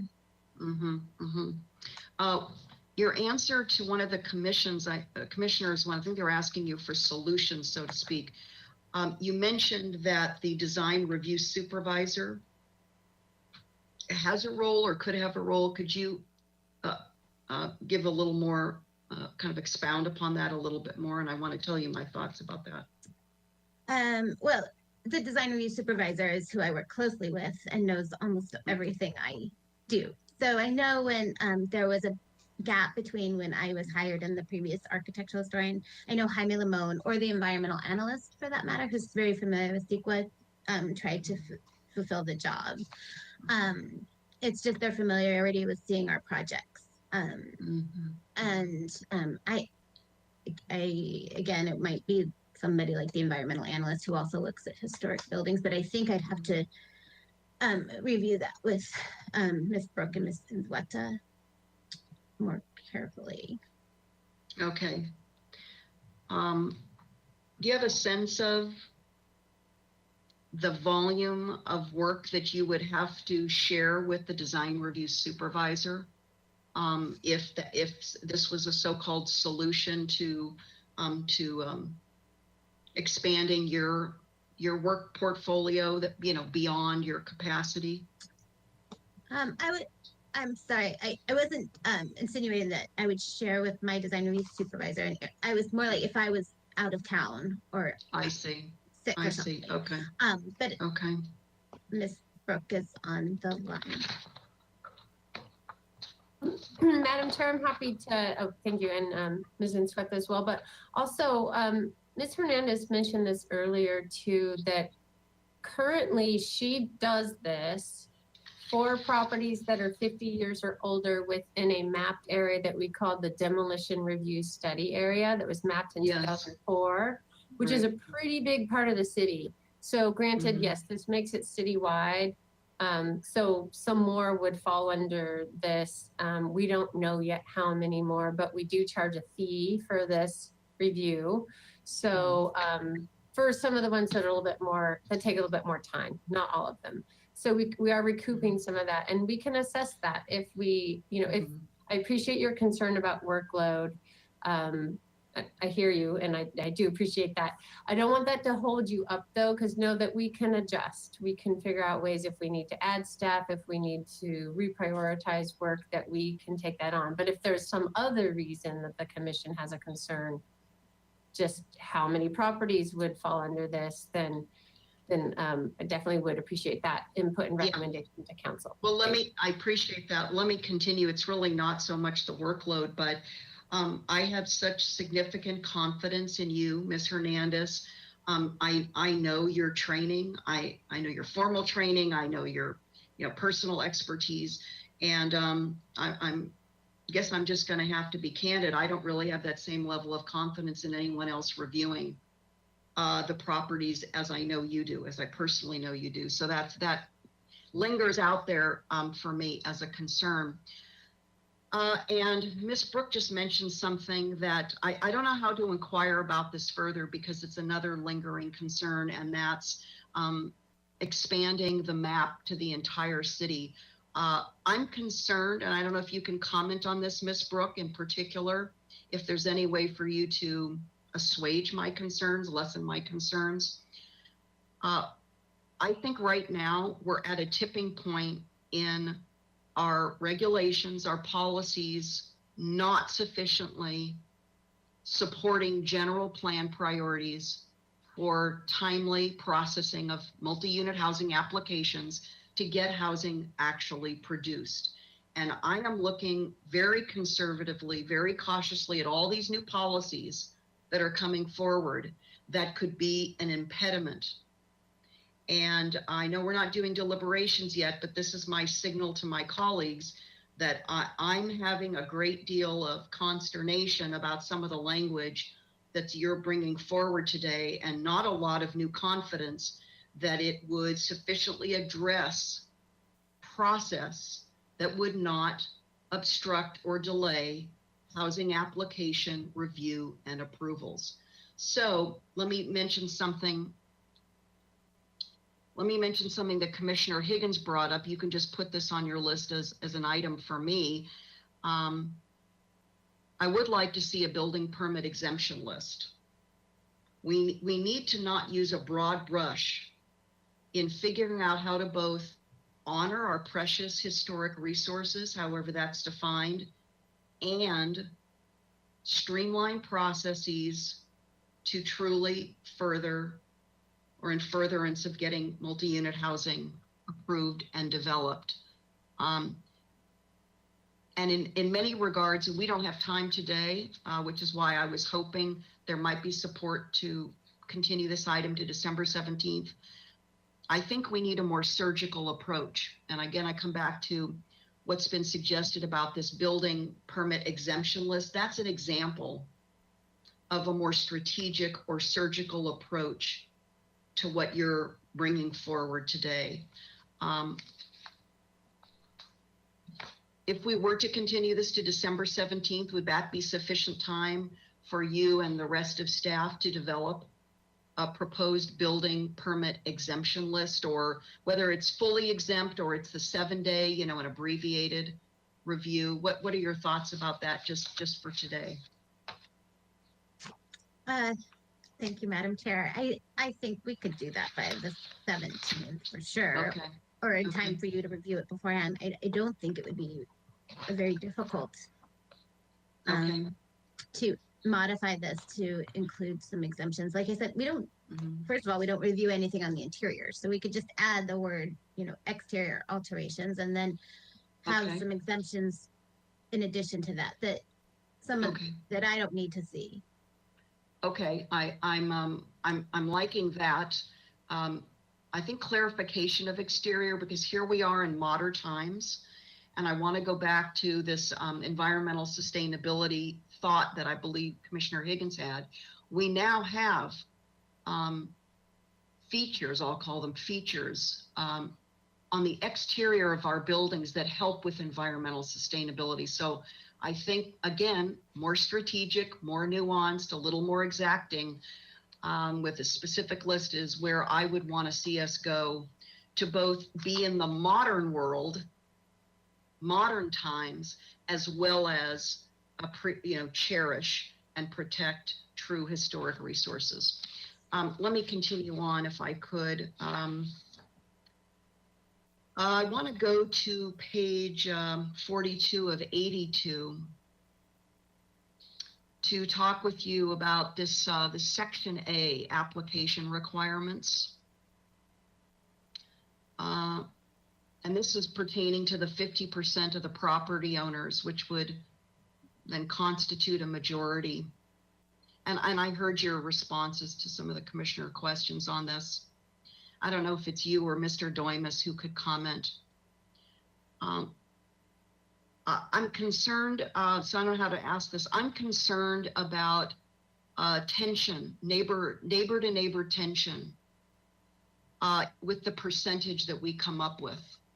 So I don't know if you feel you've done sufficient research, like best practice from other communities, to find out if there's a sweet spot, I'll just call it, where we survey or we secure with a very concrete process, not mouth to mouth, but it has to be documented, so that a sufficient majority plus number of property owners buy into this significant policy implication for them. Is there any further research or any further comments you have for me on this? Because 50% doesn't quite cut it for me, and I don't know if there's anything else you can provide that would give me greater comfort or confidence. Mr. Doimus? Yes, Chair Schwartz. The main thing to think about when you're looking at this provision is that, these are, at least the neighborhood initially desiring this, right? So, I don't know how you would think, I think it'd be more than just one neighbor driving this desire and the implications that come along with it. So Yes. the onus is on them, and obviously 50% is the kind of looking at the sweet spot, the majority, right? More than more wanted than not. I understand the pressure point. The concern is then again, not wanting us to take the initiative and put that burden, as I heard Commissioner Reed say earlier on. So the thoughts of why it's there and why it's written as is just because it allows the neighborhood, if they meet, first of all, looking around, do they meet the qualifications, right? In terms of 80% of the structures. And second, then looking at that, do they really want to? And it's their initiative to do so. And that's how it's structured, at least how the ordinance, I read it as written. Well, sometimes what happens, as a follow-on, Mr. Doimus, sometimes what happens is that a small group of property owners within a neighborhood initiate some kind of process, and they send a petition around, this or any other matter that they're interested in. Sure. So it sounds like you think that once you get to the 50% threshold, you think that carries enough weight, both legally, and I'm not just interested in legal, I'm also interested in, what do I want to call this? Peace within the neighborhood as much as possible. Sure. Because this can create significant property owner to property owner neighbor tension. And not all property owners want their properties to be designated, a landmark, a structure of merit, or what have you. Which is why when I was serving on the County Historic Landmarks Commission, going back to 2009, the county has a very different process. The property owner has to consent. Sure. And so that's a different bar, right? That's a different threshold, and that makes sure that there isn't property owner opposition and potential litigation up to and including. So it sounds like, Mr. Doimus, you're comfortable with the 50%? You think that's the right threshold? To get the foot in the door, to start the application process, I think. Okay. At least for the at least the commissions, the bodies to review this, to consider and not waste resources. The also important part is there's a cooling off period too after that. They can't keep rebringing applications after that too for their area. I can't remember. What do you mean? What do you mean by a cooling off period in that regard? I think the ordinance, I don't know, help me, Nicole, it talks about not being able to bring that district again within a certain period of time. Is it 2 years? I think it is, yes. Okay. So that they just, exactly. Okay. And then the actual process, I'm sorry, Ms. Hernandez, go ahead. In response to your question, now that we're a certified local government, I can work with the State Historic Preservation Office, and they also have a listserv that we communicate up and down the coast with that can gauge some other best practices other communities are doing. Okay. Put that See, out to me, there. that kind of research is very important in creating some of these new processes. And I want to acknowledge, by the way, that I know there's been great pent-up desire for historic resources ordinance amendments to come forward. I mean, I've been eager to see the amendments myself. I just think now that we have them written as they are, we have to be very clear about the implications and the balancing of our policies, which is why I'm pursuing this with you. The actual process, which is not in our packet, a proposed process of obtaining property owner consent, the 50% or other. When would that be developed? Because I was hoping that that process would actually be in our packet as well. Validating proper, aren't we talking? A majority constitutes over 50% of the property owners. So we simply take the Santa Barbara County registrar, and then how do we confirm that we're at 50%, validating that whoever signs a document, a petition, whatever the document is called, are actually the valid property owners and the signatures match with the property owners? Maybe Mr. Doimus can help me with this one. We do say by documentation, by letter or petition, but I see that, yes. Who validates that? I'm not sure actually. Well, right now the ordinance doesn't describe any process for that. So like I said earlier, we can internally do that. A lot of times it would be, petition, at least from the neighbors and us verifying the property rolls from the county assessor's office. Anything further than that, we can develop internally of how to develop a system like that. I think, again, the key is also keeping in mind, this is at least just to get the ground, to pass the ground level, the application to even consider it. And then at that point, you would hear from a lot of property owners supporting or not. And maybe through that process, we would find out if there's any type of shenanigans too, but I would hope not in this day and age. Well, I would really like to see the documented process myself. I was hoping it would be in our packet, but let me ask you, Mr. Doimus, or to you, Ms. Hernandez, let's just play this out. Let's just say some version of this ordinance, the amended ordinance, gets adopted on a date prior to your process for confirming property owner consent gets adopted. So if there's a gap in time between a new policy going into effect and having a companion process, let's just call it, that aligns with the, how do we, we don't have anything go into effect until the documented process also comes through, separate from the ordinance, to this 50% issue that I'm raising? Does that make sense? My question makes sense? Or do you want me to rephrase it? You want me to rephrase it? I'll rephrase it. Sure, thank you, yes, So let's please. just say, I'll just make this up. Let's say December 1st, let's just say, well, no, January 1st, January 2nd, let's just say some version of this ordinance gets passed, ordinance amendments. Mm-hmm. This section of the ordinance,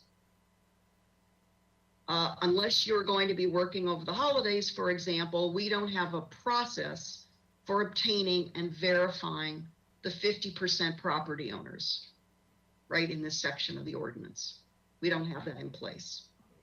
So we have a new ordinance, but we don't have a required companion process to go with the ordinance. What happens with the activation of this ordinance without this and perhaps other processes? It could be this building permit exclusion list, and we could have a number of pieces that are missing from today that are required to link to an amended ordinance. How does that work? How that, Chair Schwartz, how would that work is the process itself is working right now is to have different bodies review it, put input, and then make appropriate changes, whether it's adding language to what's proposed before the Planning Commission today, accompanying processes and packets, and before all this gets approved. And so that's what we would end up doing in terms of that. If that's answering the question, if you're answering the question about the completeness of it, that's how I'm viewing your question as. the completeness and how they all need to fit together in a timely way to roll out at the same time so that the process can be activated. I mean, we can't have an ordinance that requires certain references and certain actions if the processes associated with those Correct. actions haven't been ratified, haven't been adopted. Correct, and that's the goal of this. When you come from here with all the recommendations, and that's what we've done all along with going to HLC several times, is adding more and more to it, including the stop here before the planning commission. So when we go to ordinance committee, we have that ready, and then we have the council, and then we still have to wait even after that. But the goal is to complete the process as it goes along. And So like I when, said, I'm sorry, Mr. no, Grimes. go ahead. No, please continue. So whatever our total list, let's say, is of companion processes, I'll just call them that, that we might require or recommend be part of some vote. When would those come back to Planning Commission to review to our satisfaction? If we require that they be part of approval of ordinance amendments. Chair Schwartz, I think you can, if the planning commission wants to, after they deliberate, wants to set recommendations, they can set a date with staff to come back with those. I see. Review. Okay. Would Okay, those processes be like additions to the guidelines as a companion piece, like more detailed information and guidelines that aren't in the ordinance? And if I understand, like, we want the guidelines to go quickly after the ordinance, but it's hard to take guidelines at the same exact time. If there's going to be changes to it. So, it is something we want all going as quickly as possible together, but it is sort of making sure we get everything right in the ordinance so that that can guide the processes and guidelines. And I don't know if the processes would be more something we add to the guidelines, Mr. Drymas? It'd be a package, right? So you have the ordinance with that. So that's exactly how it would look at, right? A complete package. We have an ordinance with supporting material to be unveiled. And from my understanding, Chair Schwartz, there's 3 areas of concern. The content is good, but the one concern is in terms of designating the application, in terms of how to designate a zone, the issue in terms of also the review of projects, any permits for demolition, alterations 50 years old, and then it's kind of been quiet for a little bit, but also the structure, at least the format of 30, but that's what it seems to focus on. But so at least it's very, so far from, I've gotten the impression the commission is very focused of what they want. So that helps staff at least to be able to address it. Okay. All right, let me keep going here. Let's see, on the same page, I want to ask you about buffer area. And this was brought up by both Commissioners Escobedo and Reed. And I think Ms. Brooke responded to some of the questions. So in this new overlay zone,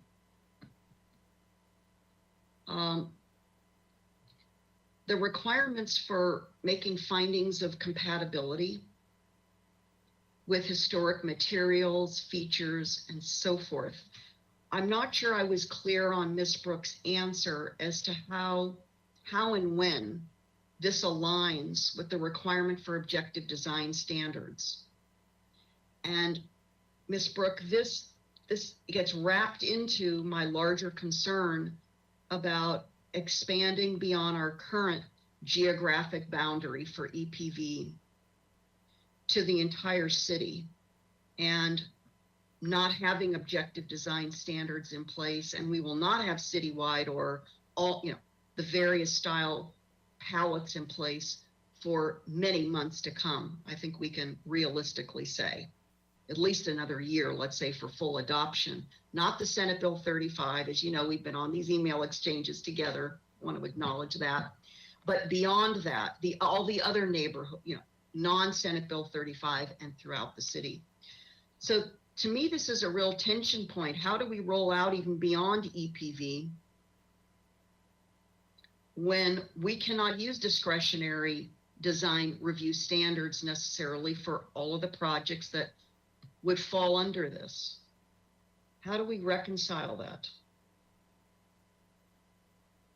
Madam Chair, are you referring to if a project is just ministerial and would not be going to a design review body adjacent to a resource or within a district? Yes, let's talk about that first. Yes. Mhm.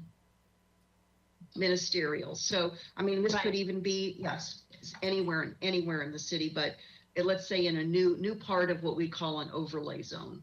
Okay, so maybe Ms. Hernandez could actually answer that. If a structure is within one of these overlay zones that we'd be establishing, is there review of even ministerial projects, just building permits, or is it just those that trigger, HLC in this case? Thank you, Madam Chair, Ms. Brooke. I think the thought was if it goes to design review, because ABR has the same project compatibility analysis requirements as does HLC, but one of those, number D, is sensitivity to adjacent landmarks and historic resources. So the design of a project has to be appropriately sensitive to adjacent federal, state, or city landmarks or other nearby historic designated resources, including structures of merit, sites, or natural features. So they already have to do that. The buffer area will just notify the applicants that it's nearby so that they can start planning early on ahead. I think what we have seen a lot in the past is applicants coming with these full sets of drawings that cost thousands of dollars, but from the architect that have no compatibility to what's surrounding them. They haven't looked around, and we're trying to really get in front of that so that applicants are not as frustrated with our process, so that they know what's there. There is a district within half a block, and this is really for projects that go through design review. Ministerial, we're not going to see it. They're going to be ministerial, so that's not going to come through us. But this is much more for to really help people get through the design review process, and we can clarify that. Okay. Yes. Would you please make a note of that then for further clarification for applicants?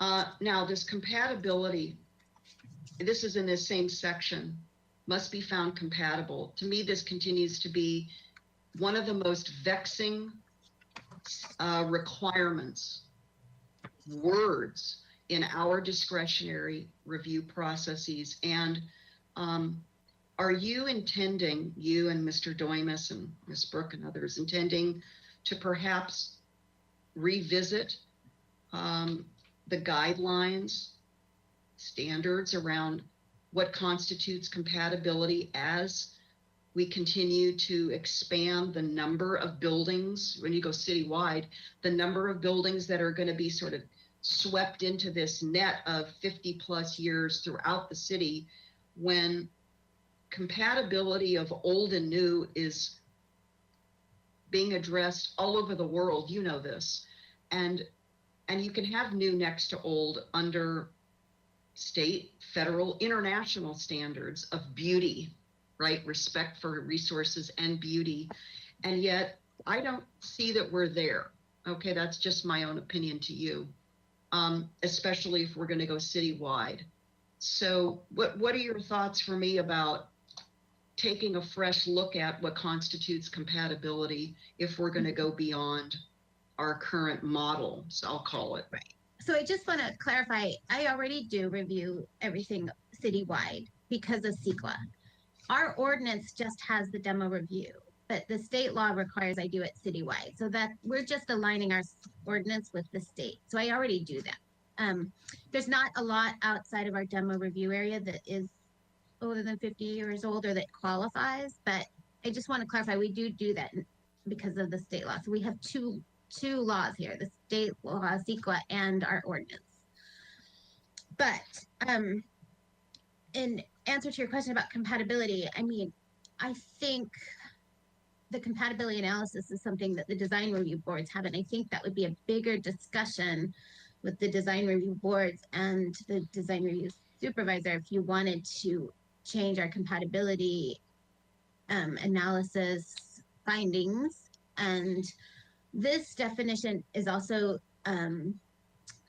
almost exactly the same as what the Secretary of Interior uses. So it does tend to be common language, but as you said, it is sometimes a matter of opinion what is compatible.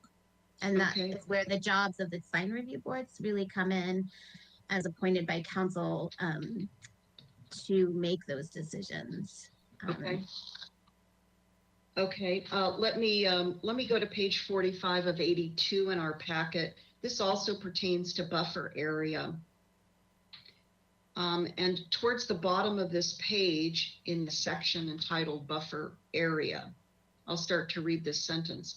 An area of land developed or undeveloped around a historic resource, then it goes on from there. Here we have another vague term, around. And I don't want to spend, here it is, 4:50 in the afternoon. I don't want to spend too much time, but I'm telling you, I could go through this document. I have, but I don't want to do it right now. There are many words that concern me because they are not clearly defined. And I think if we're going again to go citywide, in order to bring the community along, not engender community opposition and antagonism about this, we need to be much more clear and defining of our terms when not only are we talking about property owner rights and redevelopment rights, but also back to our general plan and balancing our goals of both protecting historic resources and redeveloping properties for housing. And I think this needs to be tightened, and I don't know if you could put that on your list. That word around, and when I go to the next page, page 46 of 82, then there's the words potential conflict. I don't know, and I'm not going to spend time now asking you, where is that defined? Incompatibility, here we go,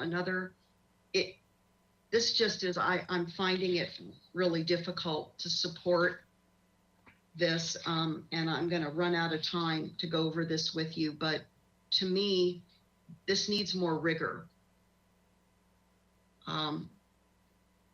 There's such large implications with implementing this kind of new ordinance citywide that I think we need to be roll up our sleeves and have more rigor with definitions and the scope of implications for property owners and getting housing developed, while also, again, cherishing historic resources. Mr. Doimus?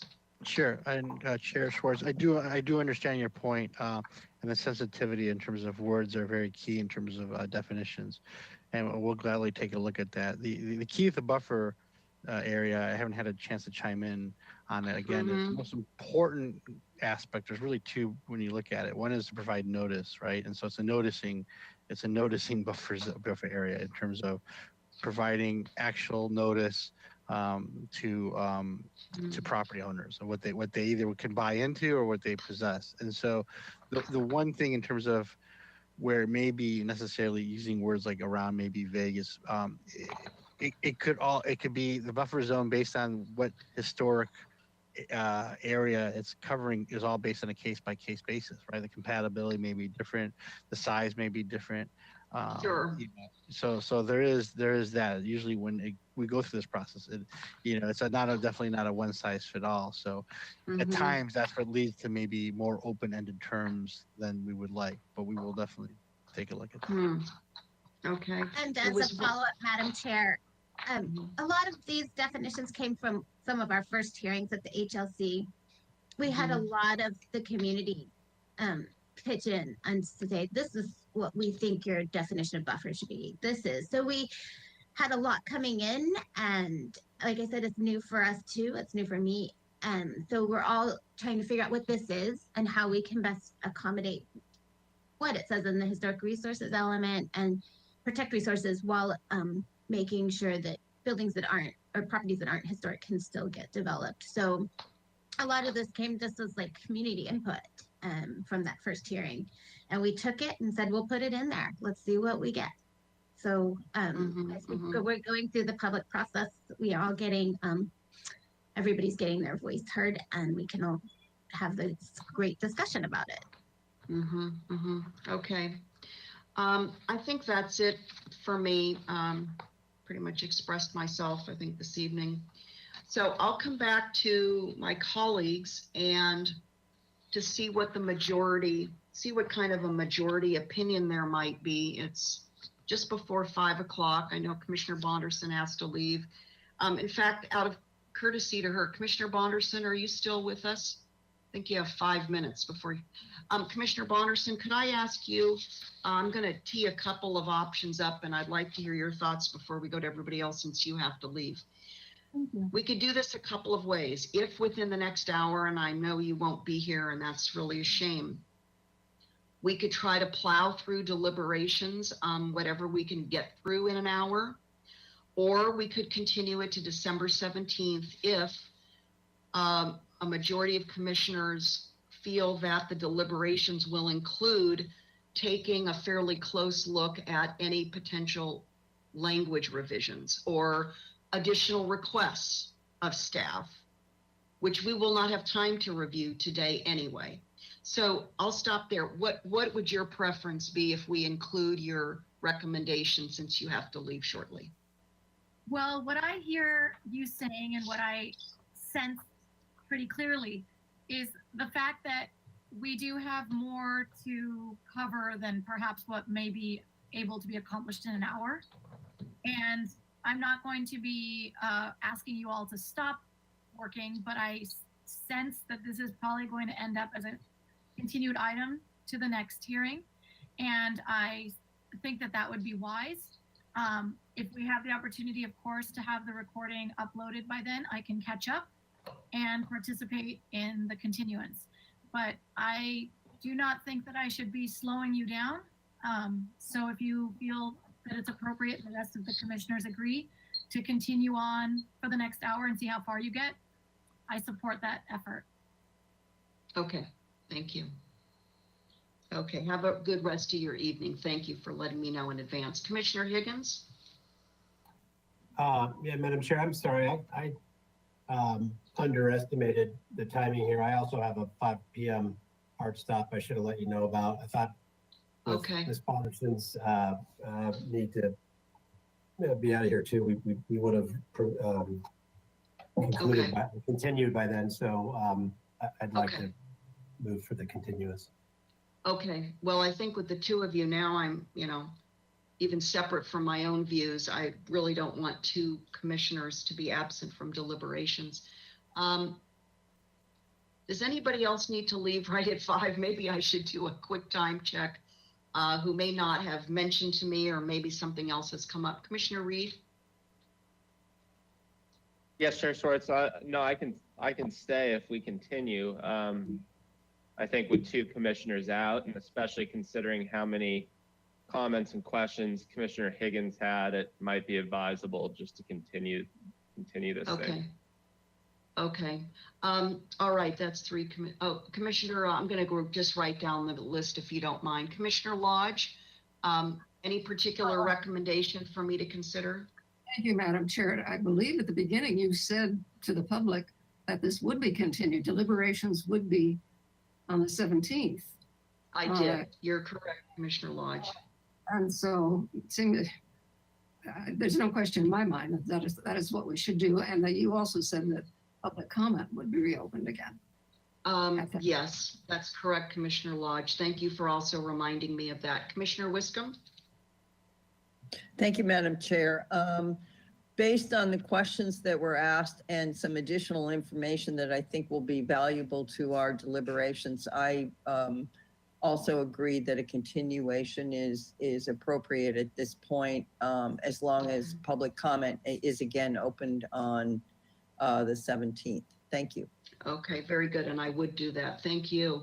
Commissioner Escobedo, any additional comments from you at this point before I proceed?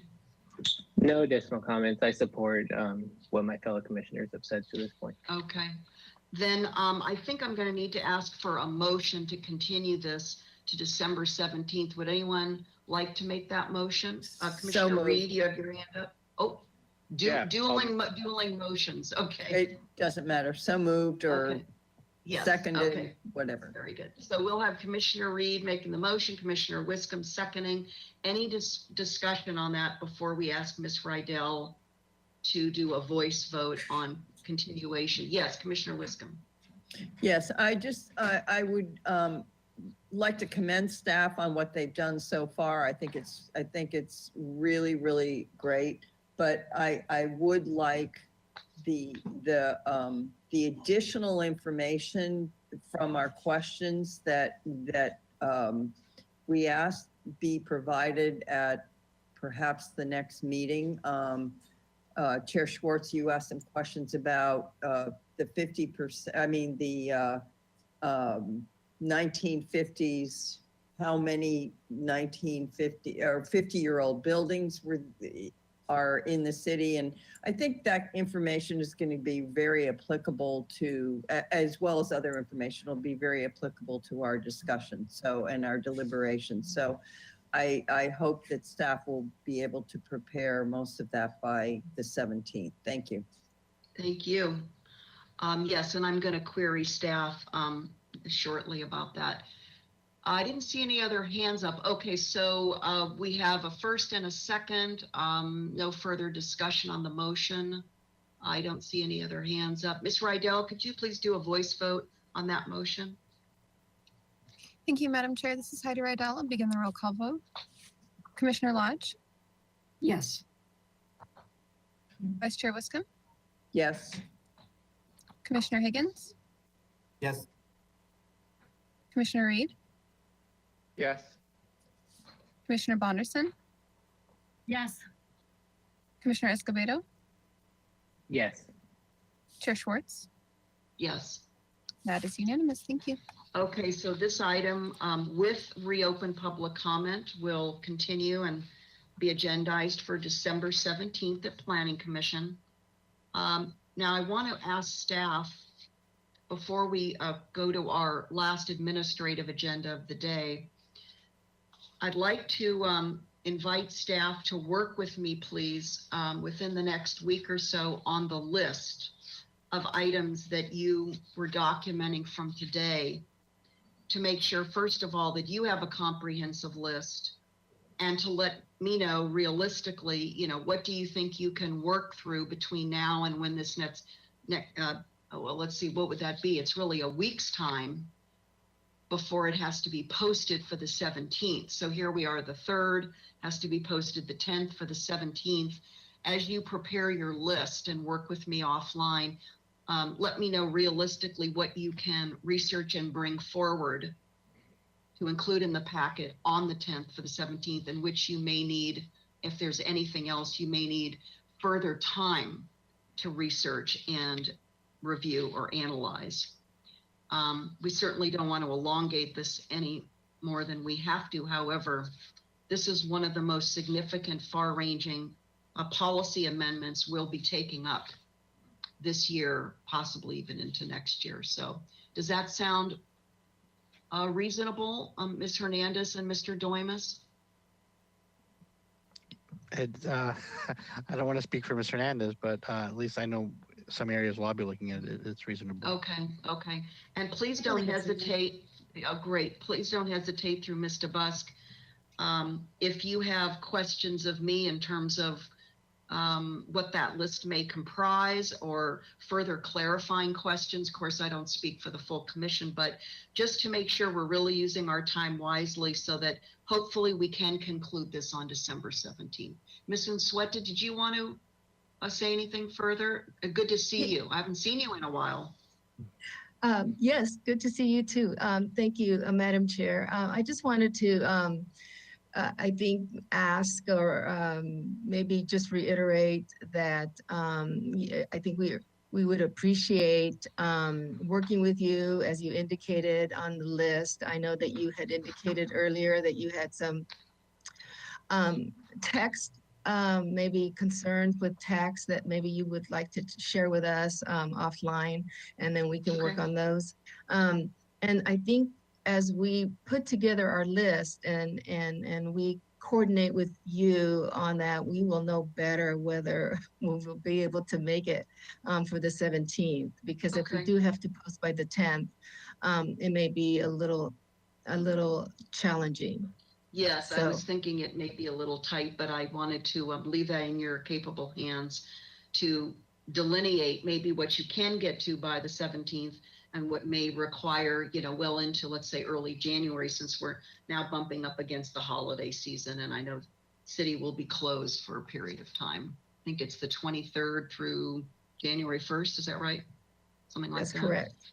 Yes, okay. Okay, so we have continued this item. Anything else from staff before the commission goes to its last item of the day?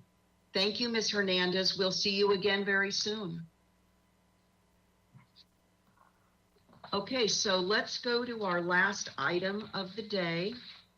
Just going to turn the page myself to our administrative agenda. We already took care of letter A very early in the afternoon, which is to appoint 2 members of our commission to a new working group on the floor to lot area ratio work effort, and that was Commissioners Escobedo and Reed.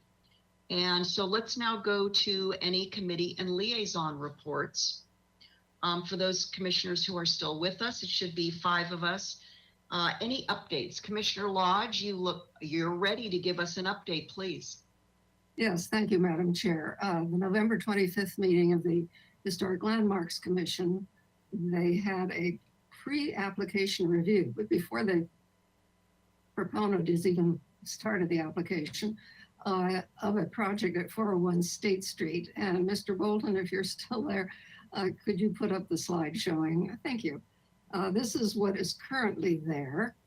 And it's a proposal to demolish all existing structures and construct a new 4-story mixed-use hotel development comprised of 21 hotel rooms and almost 1,800 square feet of mixed-use space. And there is what is proposed to replace that 1-story building.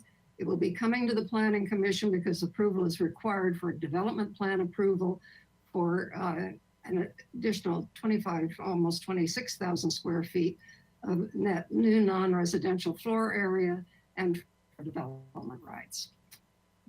At the, so I thought that was an interesting project that's going to be coming to us.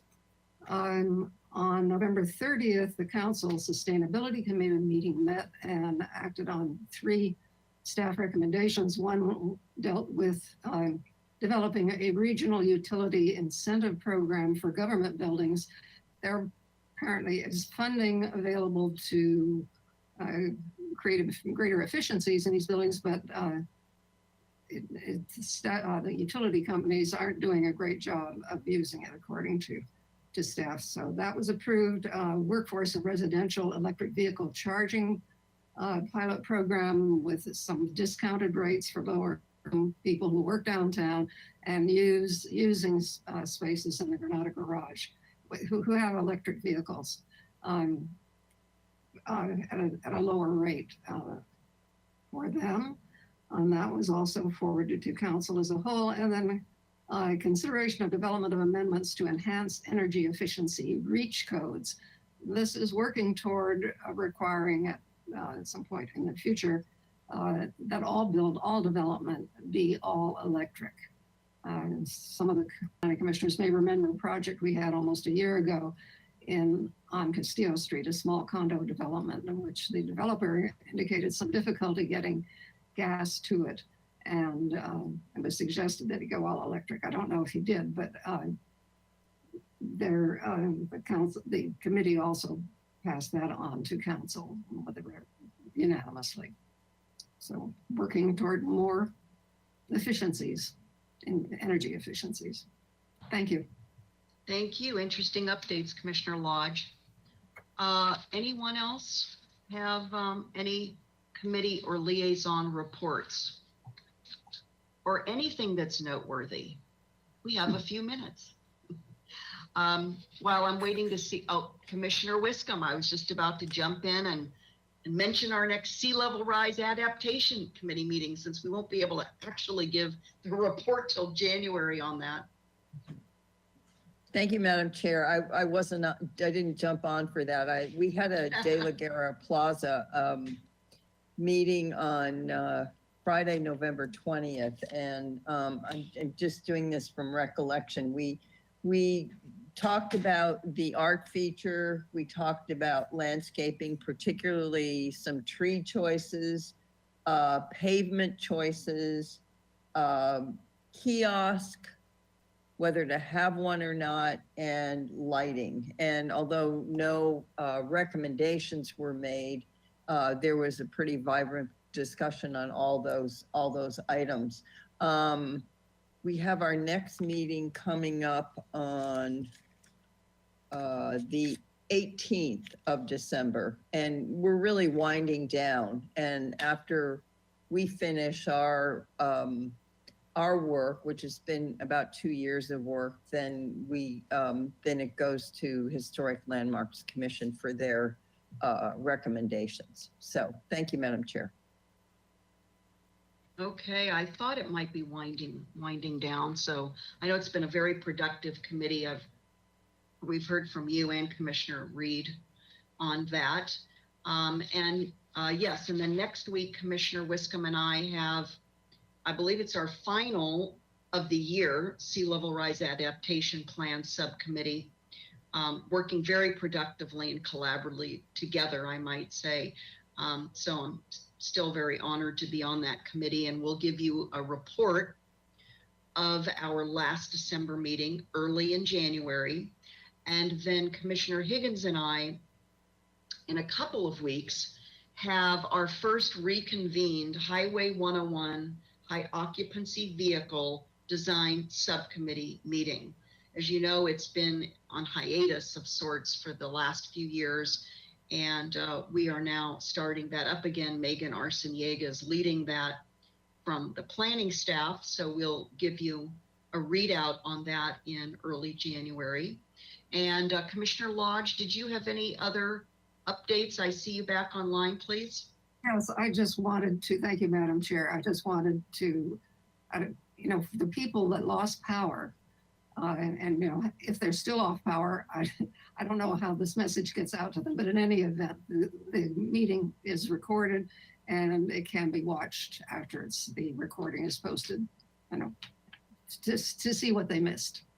Thank you. Yes, I haven't heard anything further from any of you or staff about the outage. We're okay here, and I'm near Santa Barbara High School, so hopefully, the core of downtown is okay.